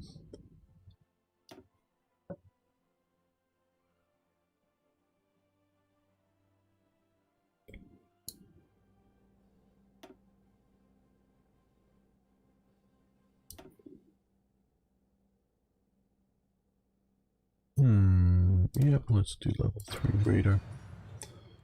Now, on the production line, I think it'll be right to convert these to Pack 38.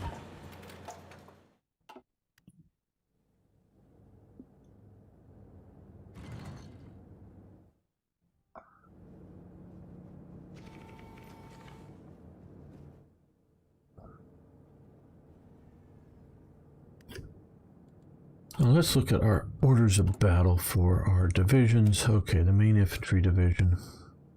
I do say 30 is the best width for divisions, so that looks pretty good. We've got lots of artillery, lots of anti-tank. That's good. Panzer divisions also at 30, so that's good. Now the support elements don't add more width, so but no, I don't think we need to do that. Mountain divisions, now they're not much narrower than that. I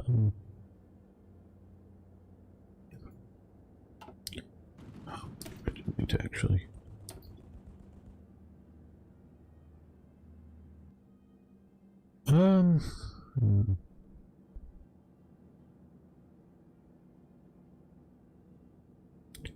No, I think we'll keep this just as it is. We don't have much motorized infantry divisions. How are we doing just generally on motorization? As in how many trucks do we have? 4,000. So we can probably add a few motorized divisions to the operational list here. Some support anti-tank. Maintenance company would be nice.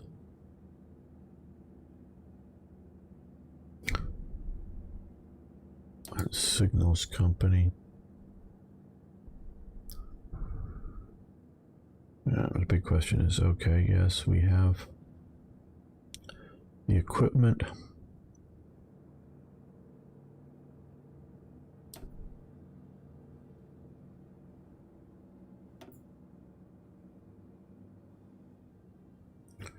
Yeah, I think we want to do this. Get that to a little better state, and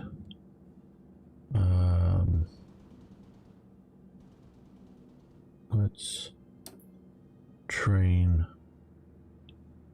one up. And how are we doing with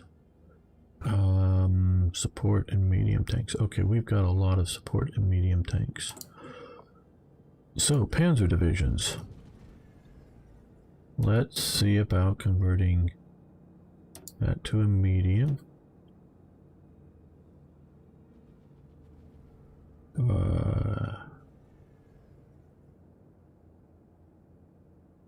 Where's here? Okay, we do that. Okay, we have enough of them available, so we'll keep 2 elements of light tanks.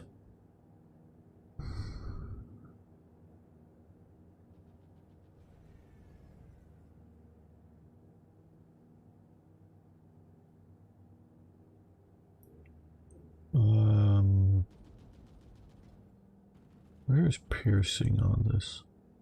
This defense air, oh, piercing 26. Okay, that would help the piercing.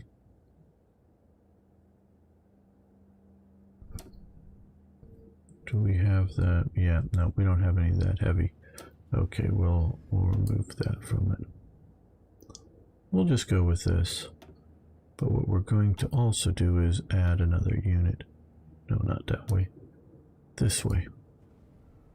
Okay, so we're going to be producing more of that. And we'll put these guys starting in the same sort of area. Get a more motorized army going.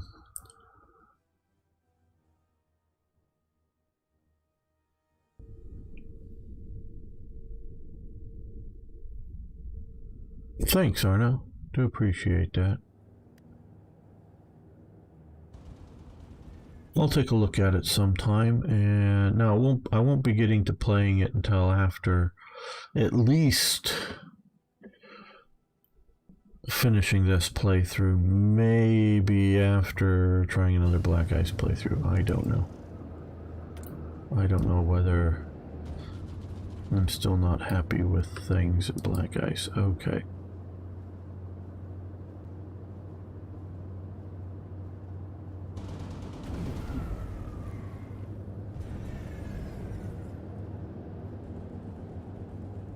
That reduces the combat width. That would be nice.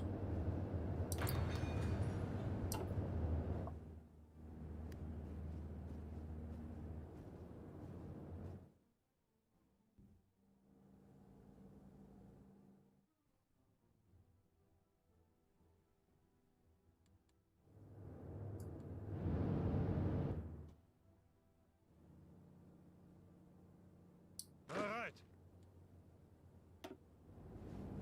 Ausrücken.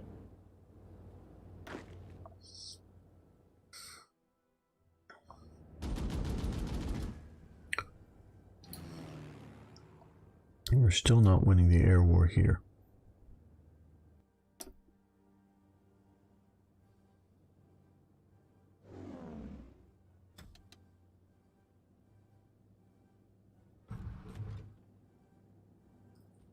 Western Rhineland has way too many units. Okay. You go to there.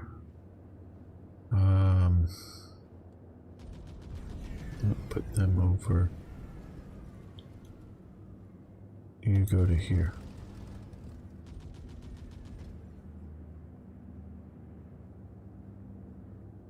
Okay, the ground attack standing by, that's all right. We still have too many. Okay.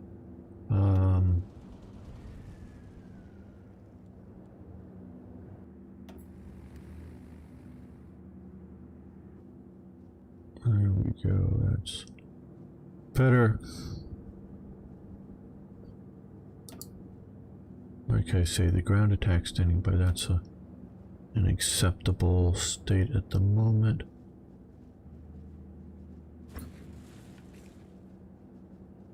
Ground crews to help with some air control. You can also add ground crews to help with some air control. I don't understand that, Mad Brad.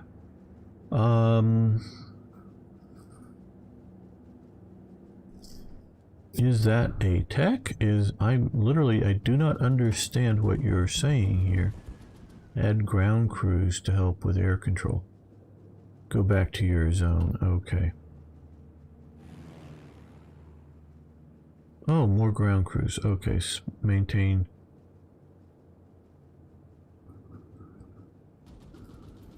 Okay, we will do so. I'm not used to doing that, quite honestly.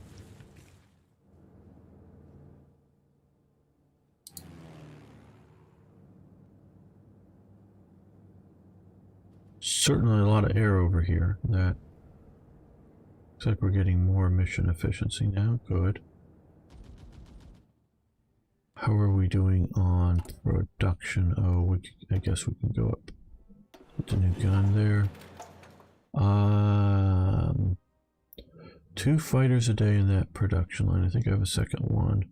Yeah, and a fighter and a half a day. So we're getting about 3.5. Yeah, none here because we don't have the... Oh, we need more steel now. Oh, these are being bombed. Okay, guys, let's see. I know we're focusing on that.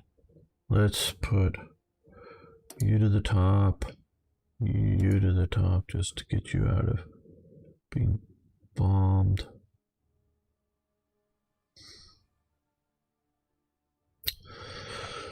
Ooh.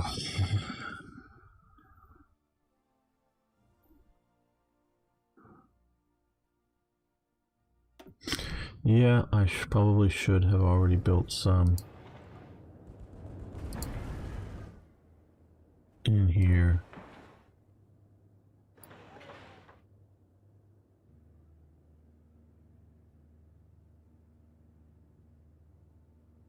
Let's move these to the top as well. Okay.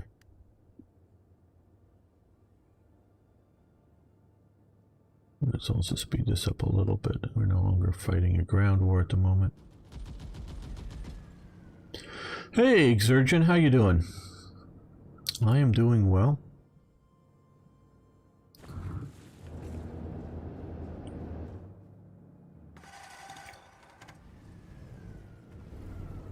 Exurgent, if you are at all on Twitter, and I understand why people aren't on Twitter, but he is a great modeler, great painter of... Oh, we have a Soviet operative captured, even though I'm not really paying any attention to spies. Aryu's been doing a very good job of that on the co-op multiplayer version. Yeah, but Exurgent, you know, artistry levels for, you know, miniature soldier painting.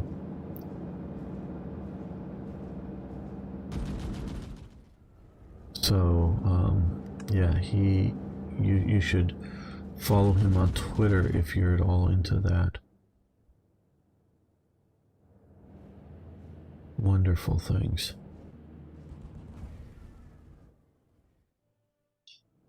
I have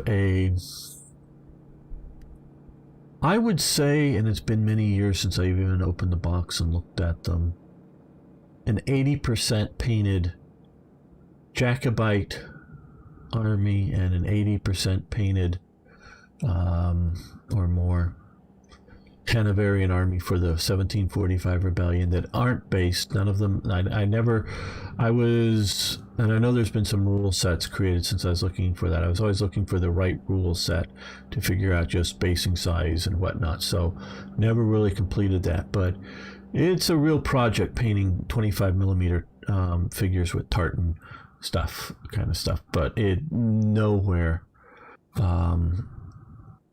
well, that's what you do when you can't get computer games to play. Yeah, and that's what quite honestly has distracted me, is I've got computer games to play, and I love miniature wargaming. I sort of kind of like painting them, but I could also do with never painting, just having them properly painted. Okay, Mad Brad, you have a good day. And of course, all of these will be put up as episodes on YouTube, or if you want to watch the VOD of the live stream, you watch it whenever you want to on YouTube. So if you can't be here now, that's what I like Twitch.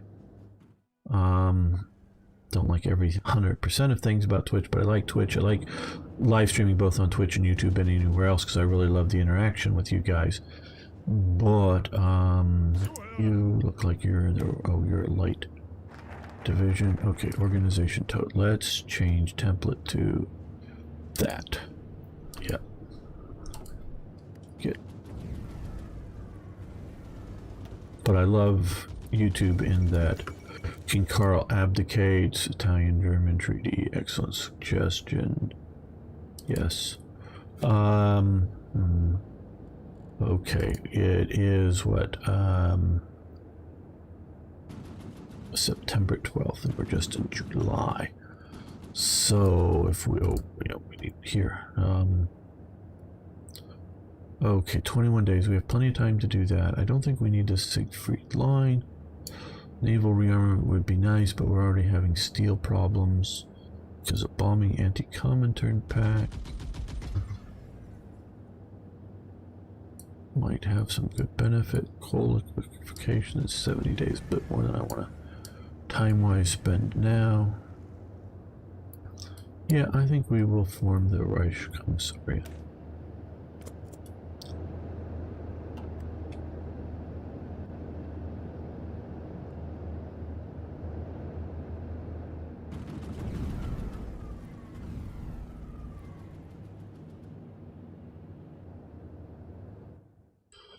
So, do I need a Siegfried line to get the flak towers?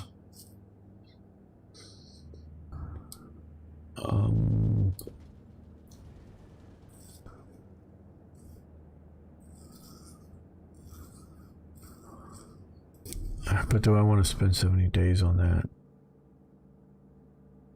Yeah, no, I don't know if I'm going to do this, Arno. Not that it's the wrong decision.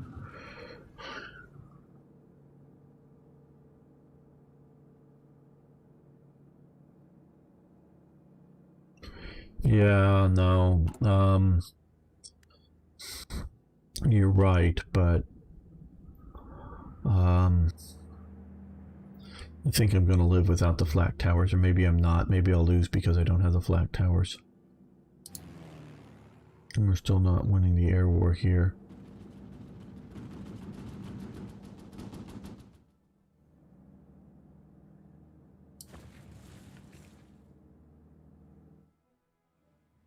How are we doing for heavy fighters? Attackers 18. And that is mostly, well, partially because we don't have enough resources. I think we need more steel. Oh, okay, no. Okay, yeah, let's see, where do we have an air base? They can hold it, and they're going to be up over there. Even though you're out of date, you're going to come down here also and operate here. Yeah, no, I saw the research bonus too. It's not bad. It's just, I don't know when I want to spend the 70 days on upgrading the Siegfried line. That's totally unnecessary. So if it wasn't that, and I presume there's going to be the fall of Nanjing, we can take a quick look at it. China. Okay, well, in this game, Japan's doing fairly well.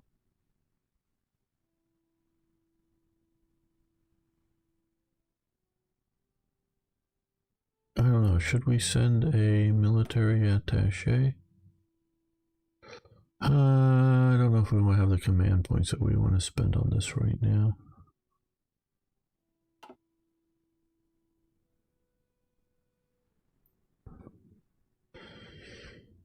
Now that it is quite mature with mods, is it overtaken? No. I was just saying before you got here. My favorite is still Hearts of Iron 3 with Black Ice and all the mods. But there's so many things in 4 that, you know, let's click on the C here. We can exclude C zones. So that, say, if I did want to try to get tungsten from Portugal, they wouldn't constantly be running it through the English Channel getting sunk. I could exclude a bunch of sea zones and, you know, even more so, and make them go a long trip around and maybe get through. There's just all kinds of improvements over Hearts of Iron 3, but it's still not replaced Hearts of Iron 3.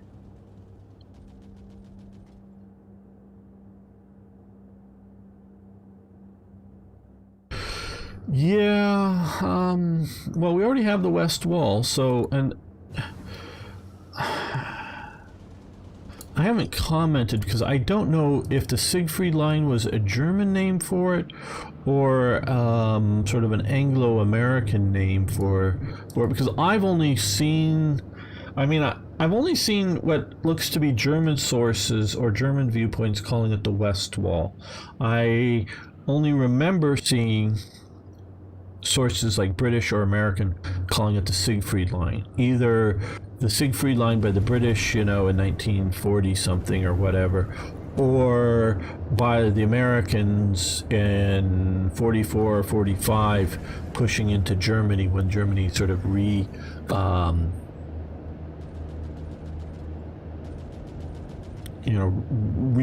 it as being pushed into it.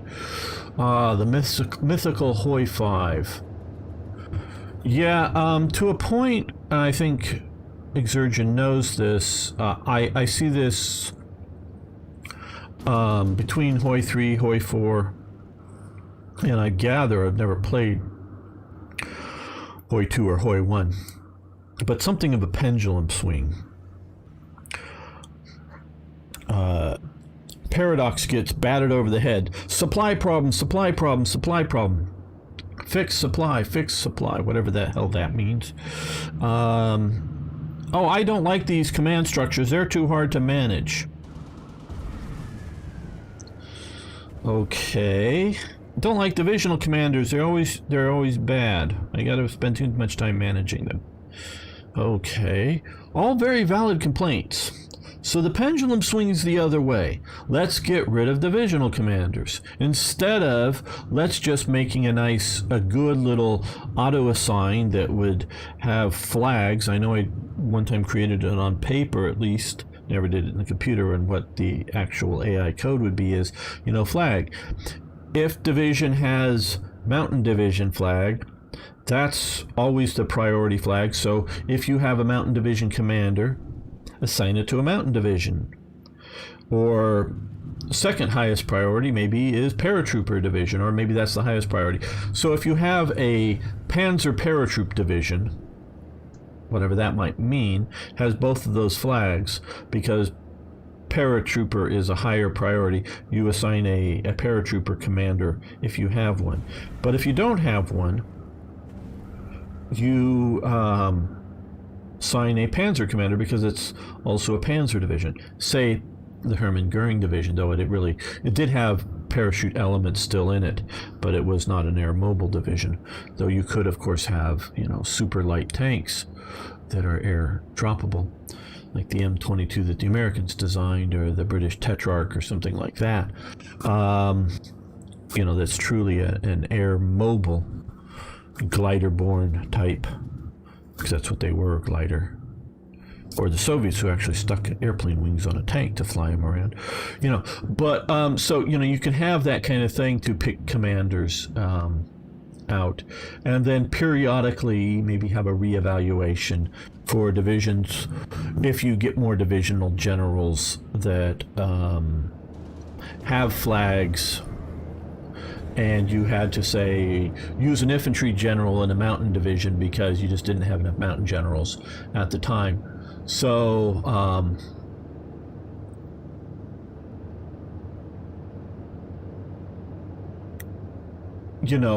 I could work out a flag thing to have divisional generals, and then of course humans can go in and manually assign too, but have a good auto assign.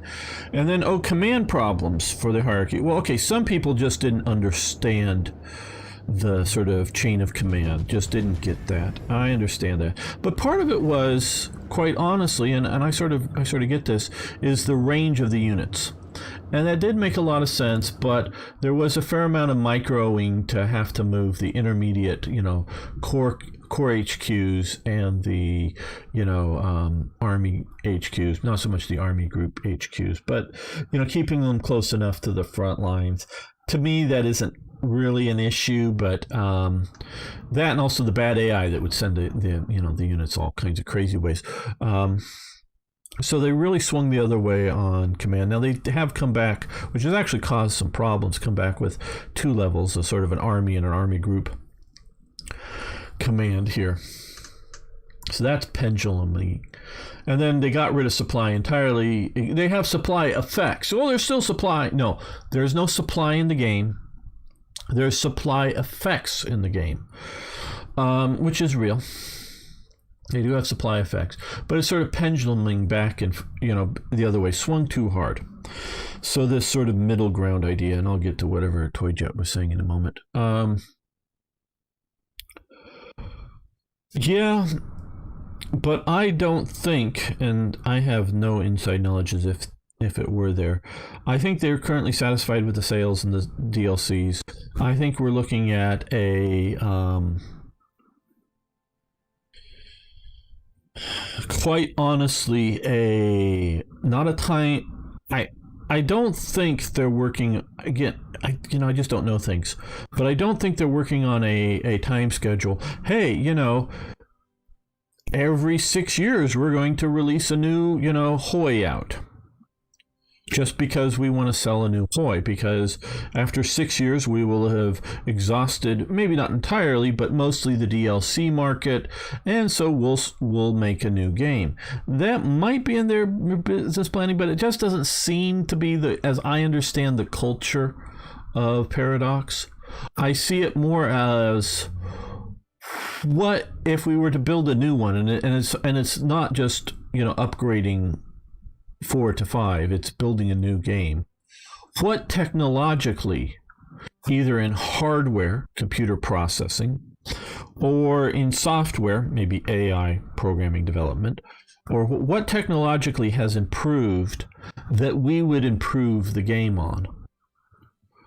So they are continuing to maintain and develop, and I've been told now that they're mostly moving it to Spain, development of EU4, which sort of to me tells me that they're opening up an office to just sort of maintain EU4 and I think pump out DLCs for it, whatever that means. I don't know. I don't follow closely enough to see whether they're doing it monthly or 2 a year or something. I figure they're doing at least 2 a year.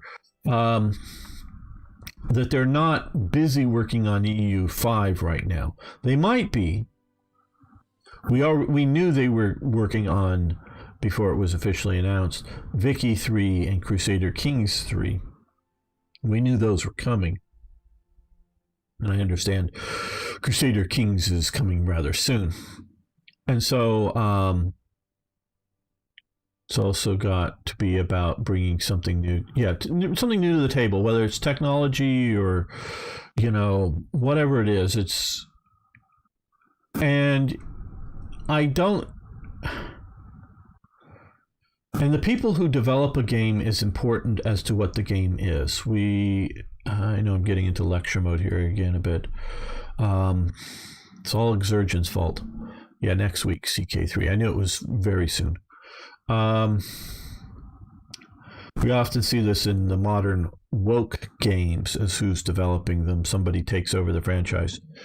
This game was still developed by Johan. Sort of the lead guy in it was Podcat, but Johan still officially was in charge of it. Now Podcat is in charge of it. And trust me, the company employees say the company lied to us. So I don't know what the debates were inside. I can't imagine all of the developers that are the people that are digging in and developing something like Hearts of Iron 4, all 100% agree on whether supplier or not, or whether money should be in the game or not, or whatever. I mean, they might not vehemently disagree, but I can't imagine them all agreeing. But once the decision's made, I think and I would if I was an employee. Yeah, once the decision is made, you get behind and push to make whatever the decision is as best you can. So that's sort of the way I think it goes. So if they were to build a new one, would the pendulum swing back to the core wargamers? Or would they move more towards even more mobile gaming capabilities? Yeah, I don't know.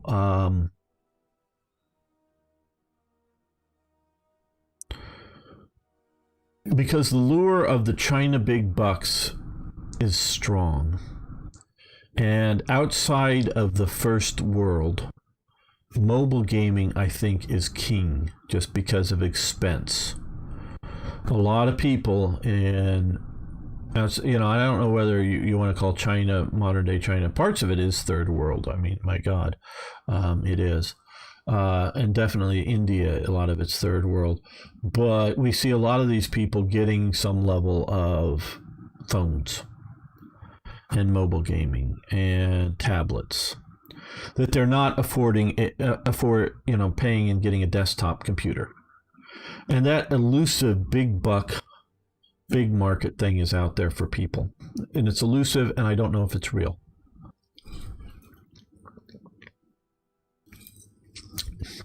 So do you service that market and think you're going to make the $1 billion? Or do you go, hey, we're Slytherin Matrix, and go, yeah, we know that if we build this game, and if we can, and unfortunately, because it is sort of a small market, they're sort of expensive for what they are.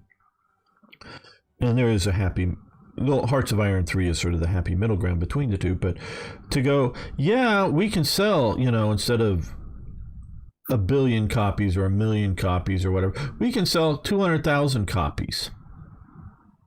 And we're going to make money. It's going to, not just pay for the development of the game, pay everybody's salary working in the company and pay to keep the lights on in the company, but actually turn a profit on this game that we sell 100, 200,000. It's going to make money. It's going to service a community, and it's going to make money. We're going to be able to show a profit at the end of the year or end of whatever from this particular game, from all that we put into it. That is Slytherin's core. I am not saying that if they get a billion seller game, they would upset them, but they've made a conscious decision. Nope, Hungary is not in. Hello, Knight Sergeant Huntman. Which is sort of a bit of an irksome thing at the moment. So they've looked and they're going to fill the niche. I don't know that Paradox is willing to go back and fill the sort of ultimate grand strategy game for World War II. Sort of afraid they aren't. Okay, I want to scroll back up here and look and see what Toyjet, I have mentioned, I have the memoirs of a German officer on the Western Front where he called it the Siegfried Line. Okay, he did. But that is translated, however, so the original might have. Okay, interesting. Yeah, and see, something that is written post-war, whoever, because it's, I presume, memoirs, and whether it's translated or not, or whatever, might adopt other names. Thanks for the information. No, I didn't know. Okay, yes, okay. We'll get back to the game here now, but and my biggest problem, quite honestly, with Hearts of Iron 3 is, and I know it, they're never going to do any more work on it. So there is no hope for improvement. There is no, your only hope, Obi-Wan, there is no hope for improvement from Paradox. It just ain't going to happen. No matter how much, unless one of you wins the lottery and decides to buy the game, or I win the lottery and decide to buy the game out from Paradox and get the code to get in there and get some coders in and build our own version of either improved Hoi 3 or build Hoi 5. Or just simply, because I have a similar game in my head that I could design on on paper if somebody wanted to code it, but I don't want to code it, and I'm not really capable of leading it, a programming development team. What the hell? Let's research this.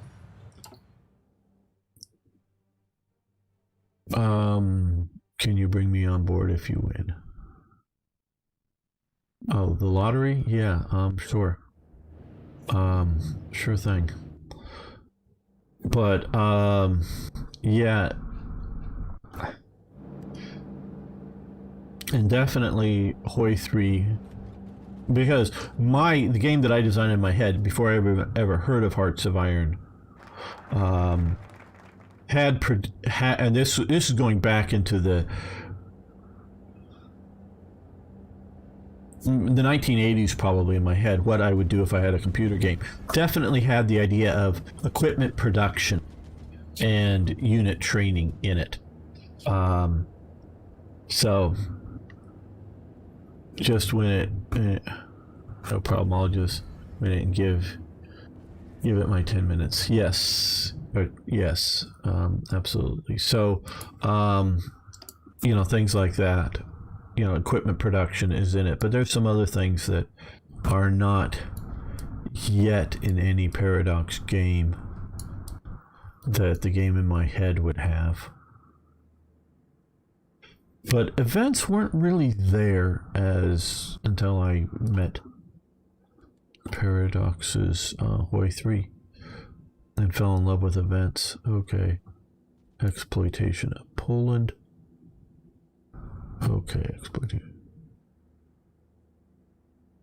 Where resources.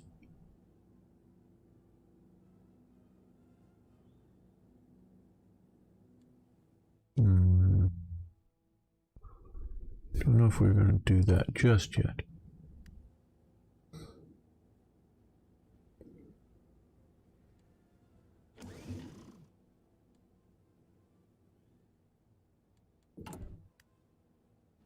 Maybe it's down here. Oh, here we are. Okay.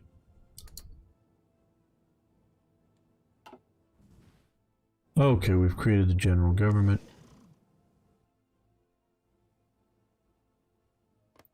Yeah, this I agree with for sure. The idea that this exists, that there's a general government down here. Hans Frank, not a picture of Hans Frank, but whatever. Don't know where they came up with that picture, but that's not Hans Frank. That's a German army officer. They're doing industrial effort. Well, I guess that's good. Well, thank you very much. Exurgent Frank, thank you. Yes. Thank you, Hoi Duck. Hopefully I'm pronouncing this somewhat correctly. Right now we're just waiting for this to go away. I understand that there's a way to bypass this in the current version of the game, but we're still on this previous version.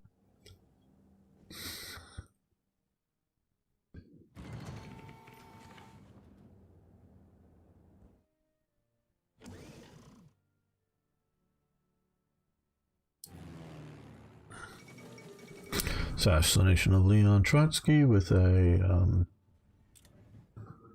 mountain pick, ice pick, whatever you want to call it. Yeah, it sort of looks a bit like von Rundstedt.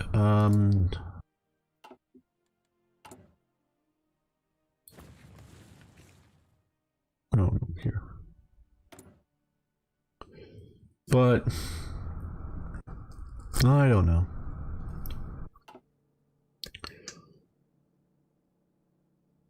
Yeah, the eye monocle, yes, definitely. But he looked happier than any von Rundstedt I've ever seen. Hans Frank was an odious person. Odious, odious, odious. Okay, we're going to create another army here. Okay,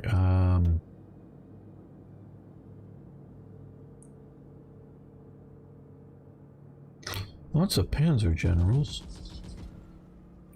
Very little infantry generals. Yodel, list. Inflexible strategist, defense, logistics.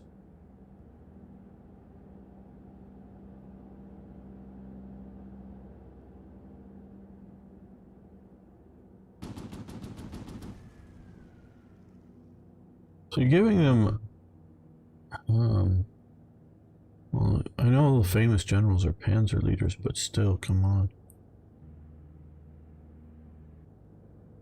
Yodel, political officer. Okay, we'll give list. I don't know if list is that bad, but whatever. Okay, well, they're moving to the Western Front.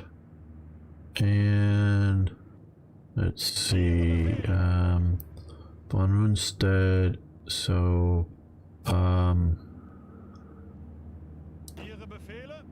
they're over here, so they're going to come under von Rundstedt's command.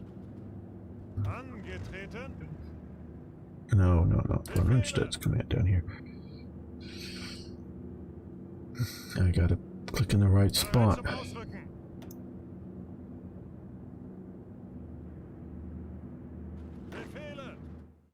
This is the new core, which I hate this color. I hate whoever picks these color palettes. Okay, that's better.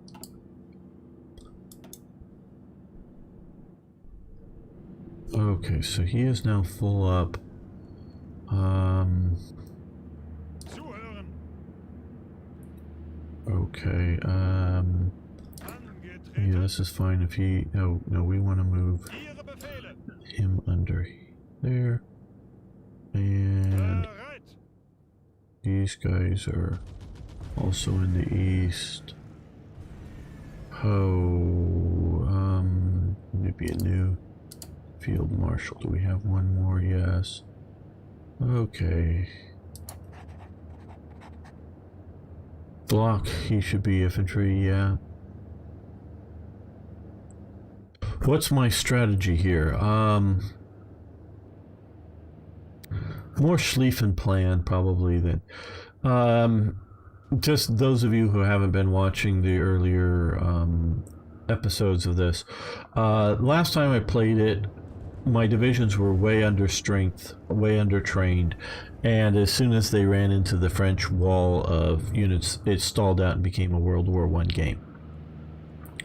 You know, just a stalemate. I was able to push against the Dutch and Belgian armies like I was against Poland, but by the time you get into the French, British, it wasn't. Now this time I have, according to the developer, much better balanced units, so we're going to see how this works. Yeah, panzer thrusts through here, major infantry thrusts around here. Bereit zum Ausrücken. Don't want to overstress the Bereit. system. We come up to here.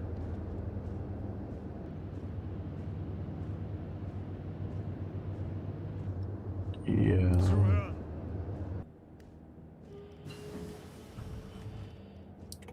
Military police has finished training.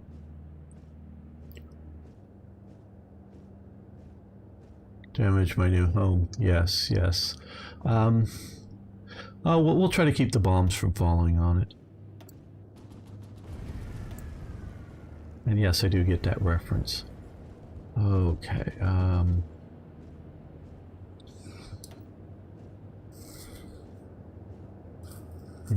Do we push ahead for...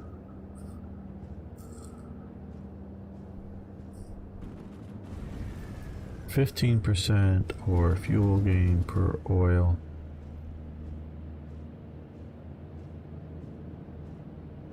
Yeah, I think we push ahead here now for the 300% bonus.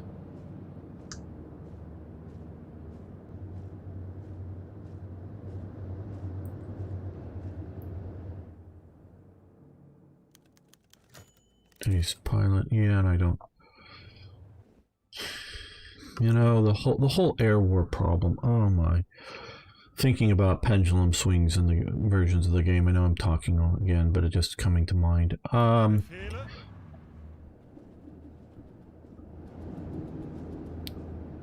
Well, let's get you down here. Give them to them. Ausrücken. Get you over here. The air war was a bit of a problem in Hoi 3, and I don't mind at all this sort of graphic that we have aircraft that are sort of showing what's happening, you know, taking off, landing. If they're doing more damage to the enemy, they're shooting down the enemy. If they're losing, they should be being shot down. I don't mind all of that instead of, you know, the counters moving around the map, because the air war is more fluid. Yeah,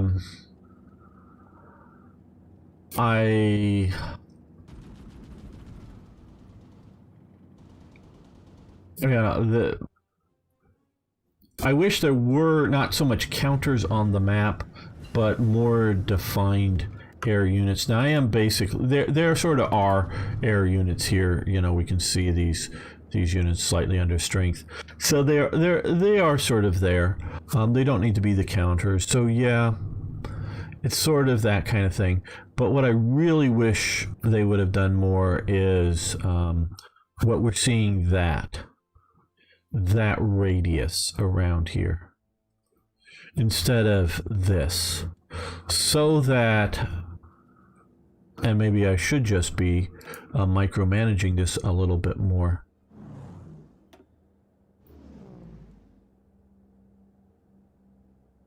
And doing things like that to, just simply anything in this radius, it would try to intercept, try to do air battles. So units based in Berlin would intercept in certain areas. And I do sort of, again, like the mechanic where I can block out sea zones, so I might block out air zones or regions or whatever. Maybe just totally get rid of that if you don't want to be over the British. I have exercised a lot of the troops a lot, quite honestly, earlier on, so I think I'm mostly ready with that. Not perfectly, but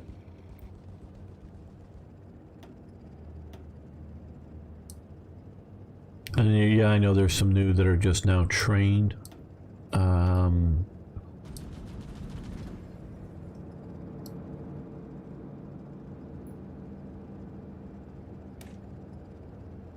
Do any of these have mine laying capabilities? No.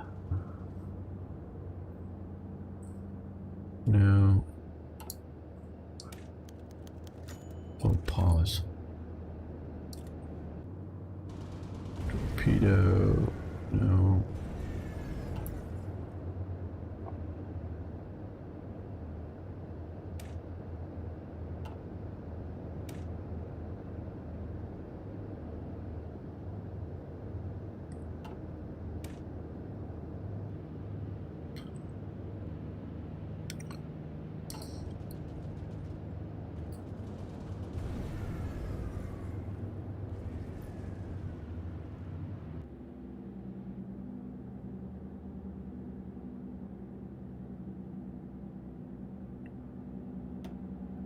Well, I guess we'll go with that.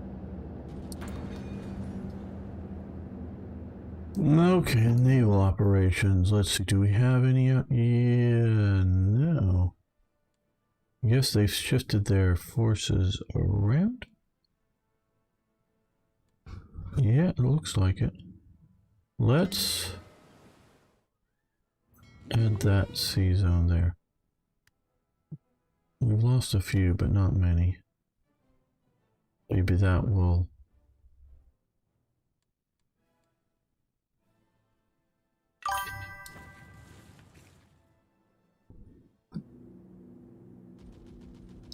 So no naval operations right now. I know this is sort of boring, but we're waiting for things to happen here.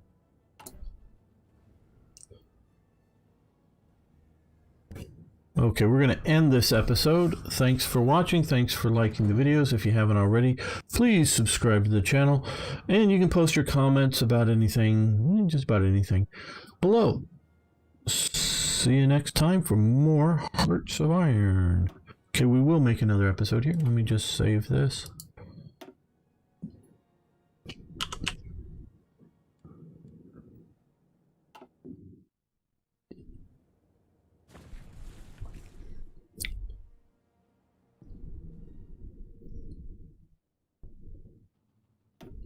Welcome back, fellow armchair generals. This is Gamer 1745 here with my continuing playthrough of Hearts of Iron 4 with World Ablaze mod. But first, if you haven't already, please subscribe to the channel. You can also give the video a like, and maybe if I don't automatically, you can poke me below to put a link to the Discord forum so we can hang out together sometime, or you guys can hang out with each other. How's the stability of this game? Reasonably good. Exertion, I don't think I've had any justification wars against us. Hungary is justifying war. I don't know what the hell's going on with this.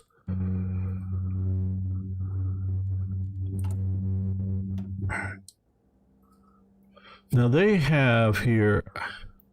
I mean, I applaud Uncharted for his serious attempt at making a historically based mod, but for some reason he has the Second Vienna War requiring France doesn't exist, and so this has sort of messed up the Hungary part of this situation. Now we are in a Sitzkrieg, because we have this, which there is the newer version, to be been informed, to be fair, has micromanaging the miners is like having kids. Yeah, but in a way, maybe. His lack of offensive plans. So we're waiting through till September before we can start our planning. I agree with a little. I agree. Advanced rubber processing. Okay, we'll deal with that in a moment.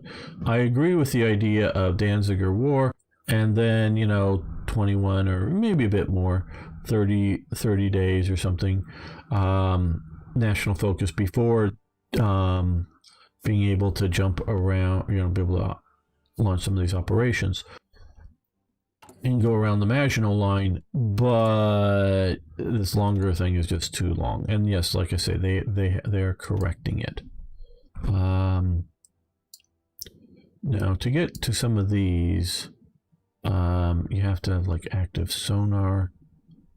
Okay, let's look at. I think it's over here. Active sonar. So we're going to research that.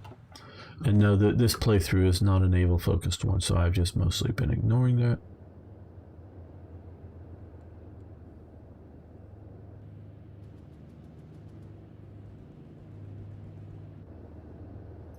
Okay, I think we can. I'm not sure, but I think we can support.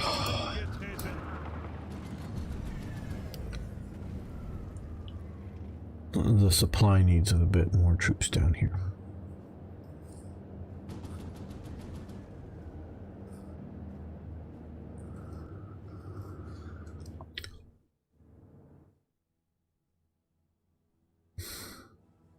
So I don't know what's going on with them. We've given them that from Czechoslovakia and that later on, and we took Czechoslovakia apart.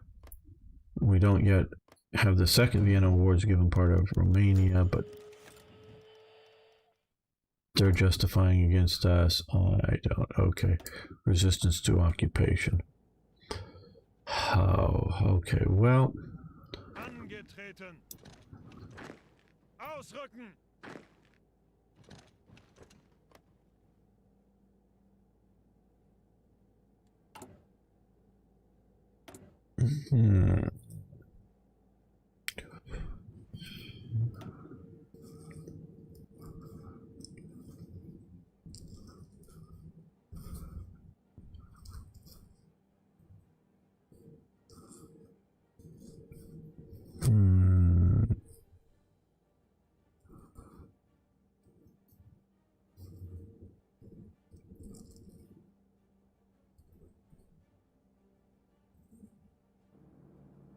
Local police forces daily compliance gain.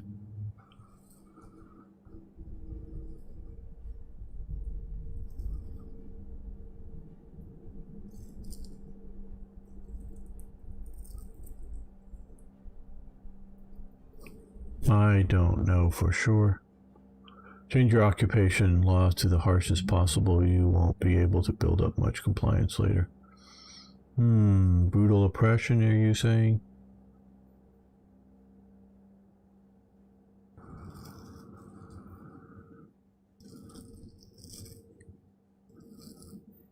Or... yes, okay, well... we'll try this.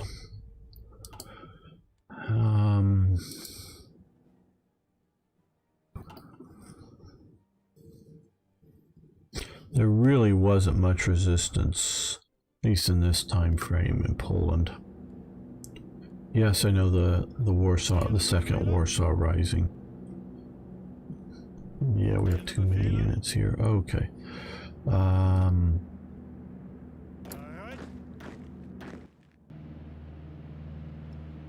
Let's move you down to here. That'll be in a different state. That might help the supply situation a bit. Now, do we ever get... We're getting the flak towers built. These will get repaired soon. Well, not flak towers, but flak guns.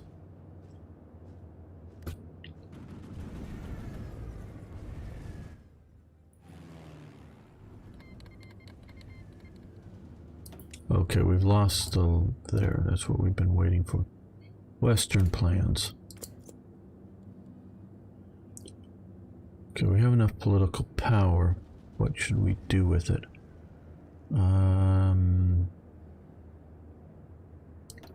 Air theorist, air warfare. Bolter-Wever's dead though. Interesting. Okay, air experience gain, research speed. Dive bomber, I don't know.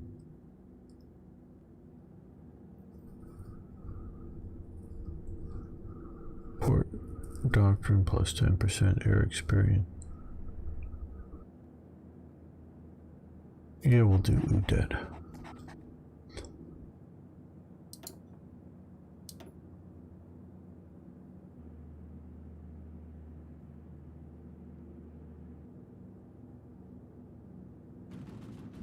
Get some war bonds that reduces your economic fatigue by 10% every year. Well, that's interesting.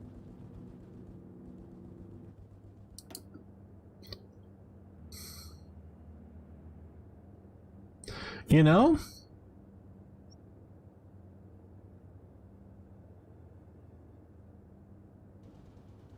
Hey, Uncharted. Have you ever heard of a German war bond?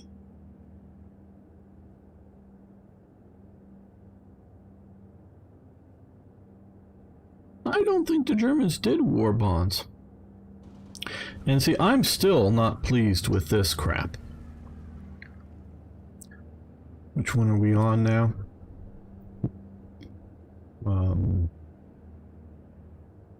Here, 55% fracturing economy. Consumer goods, 10%. Stability, minus 5%. Construction speed. Factory repair speed. Civilian construction speed. I'm still not pleased with this. And I know, Uncharted, you're not making this mod to please me. I just don't think this is correct. But war bonds, an interesting thing. Yes, and the Americans definitely did war bonds. My God, did they ever do war bonds? But because I literally roam websites that sell World War II documentation. You know, things like passes, just any sort of documentation, paper documentation from that somebody would have, or tickets for going to, or ticket stubs or whatever, whether used or unused, for going to the Nuremberg rallies or whatever it is that they sell. And I sort of look through it to find event ideas on the one hand, and on the other hand, if I want to, because I already know about, the 1936 or whatever Nuremberg rally, but just to make nice event images, you could have like a background image of the rally, and then stick like a ticket stub, onto the image. It's a modern photograph, but of a historical object there, and that's some of my things that I do for events. But I've never, ever seen that I can think of a German war bond. Now, I have seen period Doesn't mean they don't exist. I just can't remember seeing one. I've seen like stocks for German companies during the time period. Somebody selling, you know, the stock certificate or something like that. And maybe company bonds, which are different than stocks. But war bonds, I don't know that Germany ever did. Now I'm going to do it just because I'm not a complete idiot. Just because it didn't happen, you know, in reality. So, massive reduction to economic fatigue. Yeah, that's what I've sort of figured here with some of that. Netherlands joins the Allies. Ooh.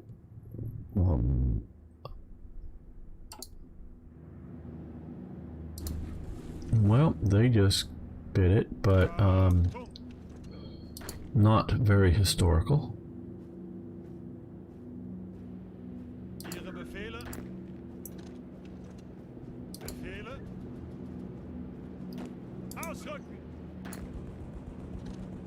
Zuhören! Befehle! Befehle? Achtung! Ausrücken! Angetreten!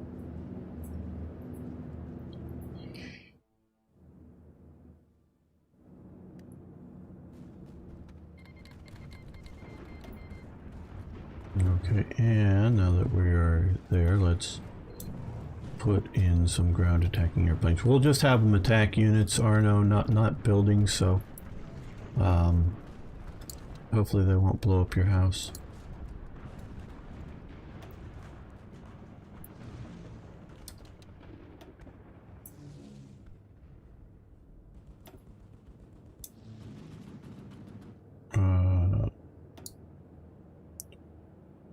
Okay, we're going to go from Western Germany to operating over the Netherlands.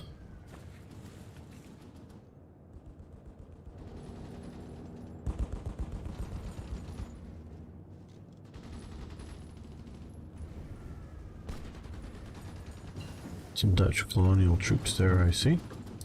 Okay, we'll push that way, and one of you also pushes that way as well.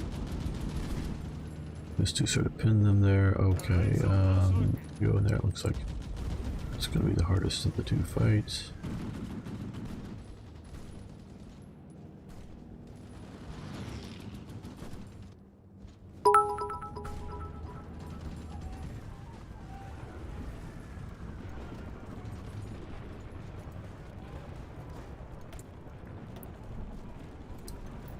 Okay, these are mutually exclusive. Mobile artillery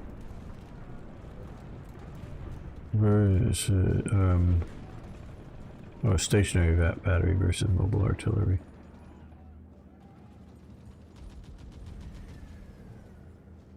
Oh, we'd rather have the speed, I think. Well, let's see if we spend 50. Yeah, we'll spend the 50 there. Get that done a little bit faster now that we're actually at war. Just a friendly hit. Bernie Sanders is streaming now on Twitch, and I know you're... yes. Like, I want to watch a communist. I mean, I know communism is all the rage now, but I'm not a big fan of communism.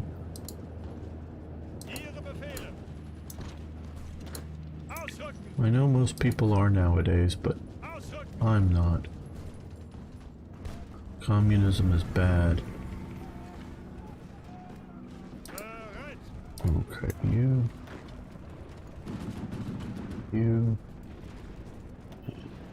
go that way.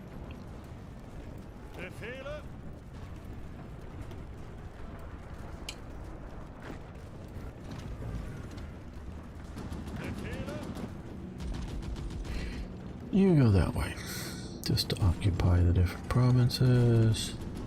Keep one back on the capital.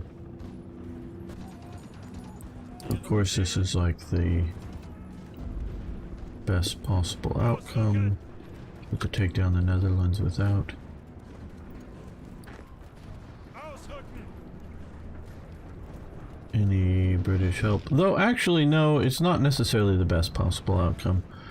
Part of the theory is, of course, is to have a large amount of British and French troops up here to get cut off, but you can still sort of do that. This is sort of a nice ultimate Schlieffen plan by coming this way and pushing down through Belgium, so that will change things in that sense, maybe for the better. Okay, the Dutch capitulated. What did we get? 42 Fokker bombers, 60 Fokker fighters, heavy weapons, 40 other Fokker fighters. Okay, bunch of fuel, nice. Okay, so the Netherlands have capitulated. We still have a slight holdout element here. Ihre Befehle. War plan west, national focus completed.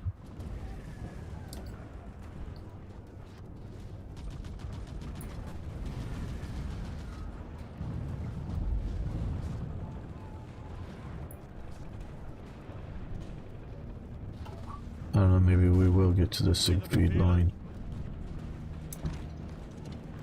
Just on the sheer principle of not much else to do. Bereit zum Ausrücken. Ihre Befehle. Befehle.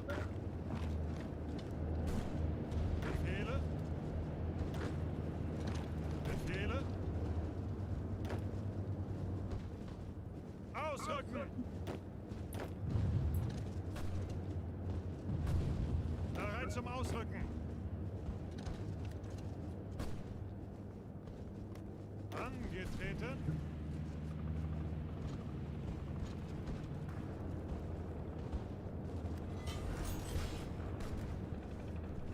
Bereit zum Ausrücken.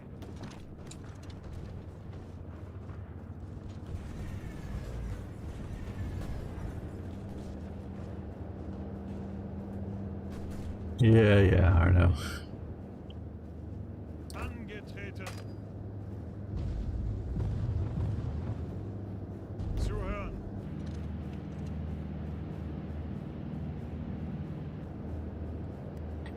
Let's spread these guys Angetreten. out a little bit, and Angetreten. 2 more. Ihre Befehle. Ausrücken. There we go. Oh, well, they've expanded their front line there, whatever. Lack of concentration is the problem. Bereit zum Ausrücken.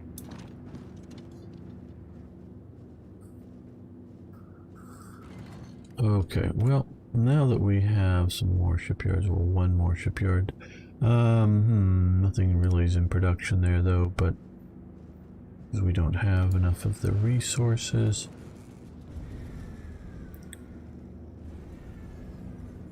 We'll throw in another heavy fighter. Okay, well, we're really problematic on steel.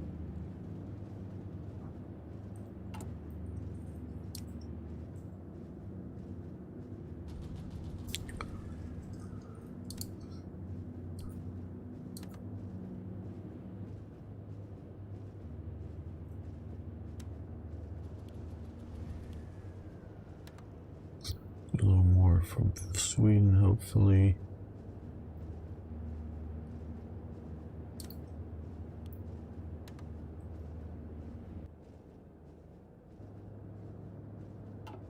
And a lot of it is due to this bombing that I'm suffering under.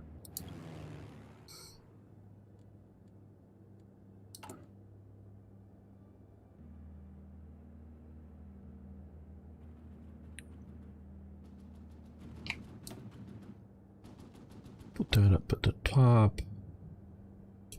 Put that up at the top to get those done. Wow, they're sure messing with us here. Messing with us hard.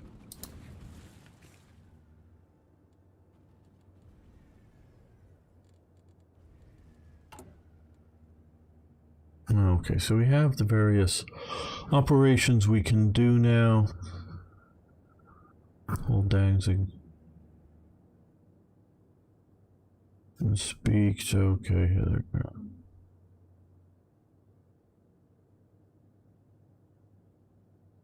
Okay. We'll do that.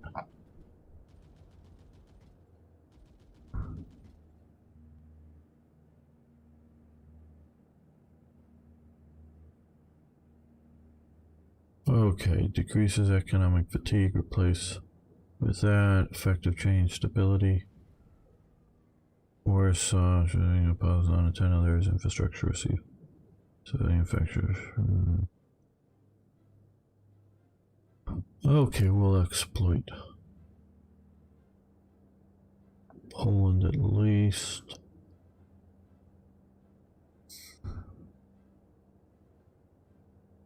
Don't know if we should do the Reich Commissariat Netherlands. I think that's what they intend.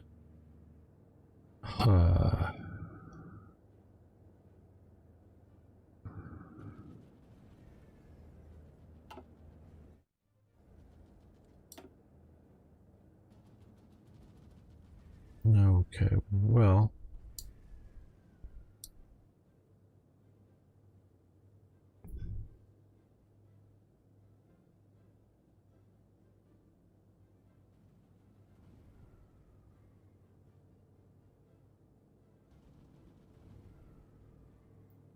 Enigma would be nice, so I think we will. It's 70 days, twice as long. 70 days, Comintern pack.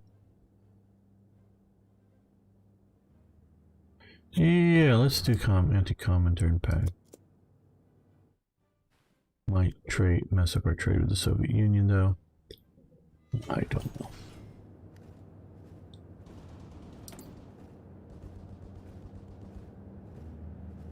Okay, well, we've helped us deal out some, but not enough.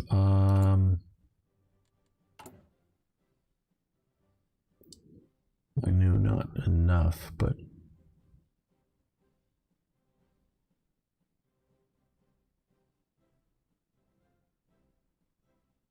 looking for, okay, coal mines, oil fields.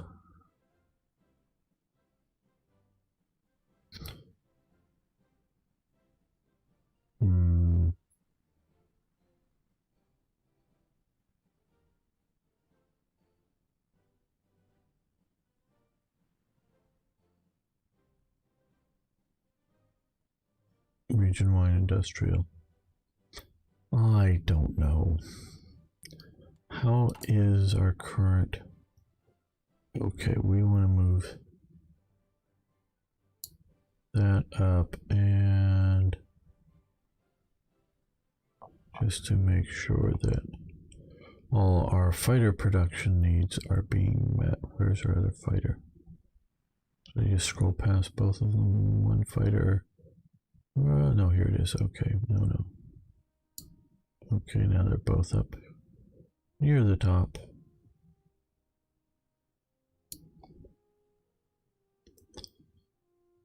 Well, that's a little better. That's doing okay. So now we're getting like 4 fighters a day, which I don't think is enough. So let's look at our equipment. Production needs. Anti-air. We could probably cut back on anti-air.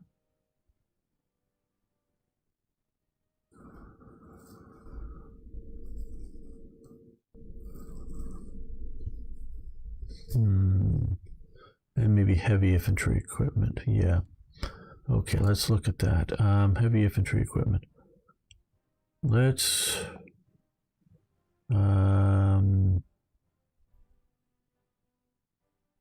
go to 5 here. Let's go up by 2. And what was the other one we were thinking about? Cutting back on. Anti-air. That's it. Okay, let's cut back.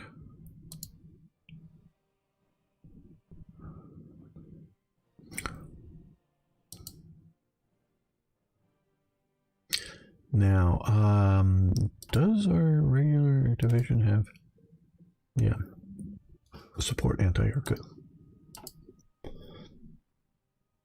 Doesn't cost PP to reactivate steel mills. Yeah, but do I have any steel mills to reactivate here? Oh, here, reactivate steel mills. There we go.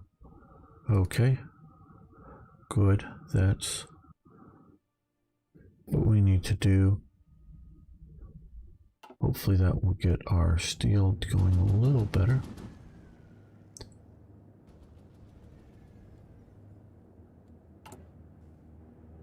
Okay, we're still negative 32. Reactivate steel mills. Do we have enough coal? Yeah, I have enough iron, I mean, and enough coal for sure.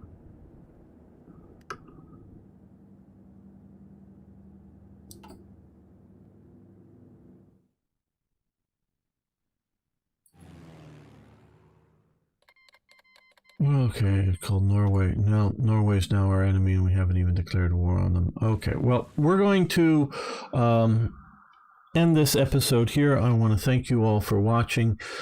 Thanks for liking the videos. I'm going to look into a little bit more, see what we're going to do here about some of the stuff, and hopefully next episode or so we will be invading France, and it's going to be a little different this time because we're going to have. Maybe we'll move I'll move an armored division up, or armored corps, I should say, not a division, but an armored corps up this way and push down and around the flanks while another one pushes this way. That would be, yeah, invasion of toy jet. That's also another historical problem here. I don't know. So we'll see you for next episode. Thanks so much, everyone. Okay, let's save this. I think I'm going to call it a day today. I'm just a bit tired, and I definitely wanted to play some of this and hang out with you guys, but I think I want to take a break. Getting a bit tired talking. I know I normally play for another hour, but I think it's just this time. I am planning on playing War Thunder if War Thunder servers work tomorrow. I hope they do. Hope you all enjoy. No, Arno, I really sort of want to take a break. So yeah, and I think it's Friday. I'm going to be playing Order of Battle, Red Storm, the new DLC for Slytherin, and of course also Friday after that, I think it will be, I hope the timing is right, I'll be doing another co-op with I hope Toy Jet, maybe Arno if he can make it, because I could use another couple of ministers. So we'll be doing co-op, just standard Toy 4 co-op.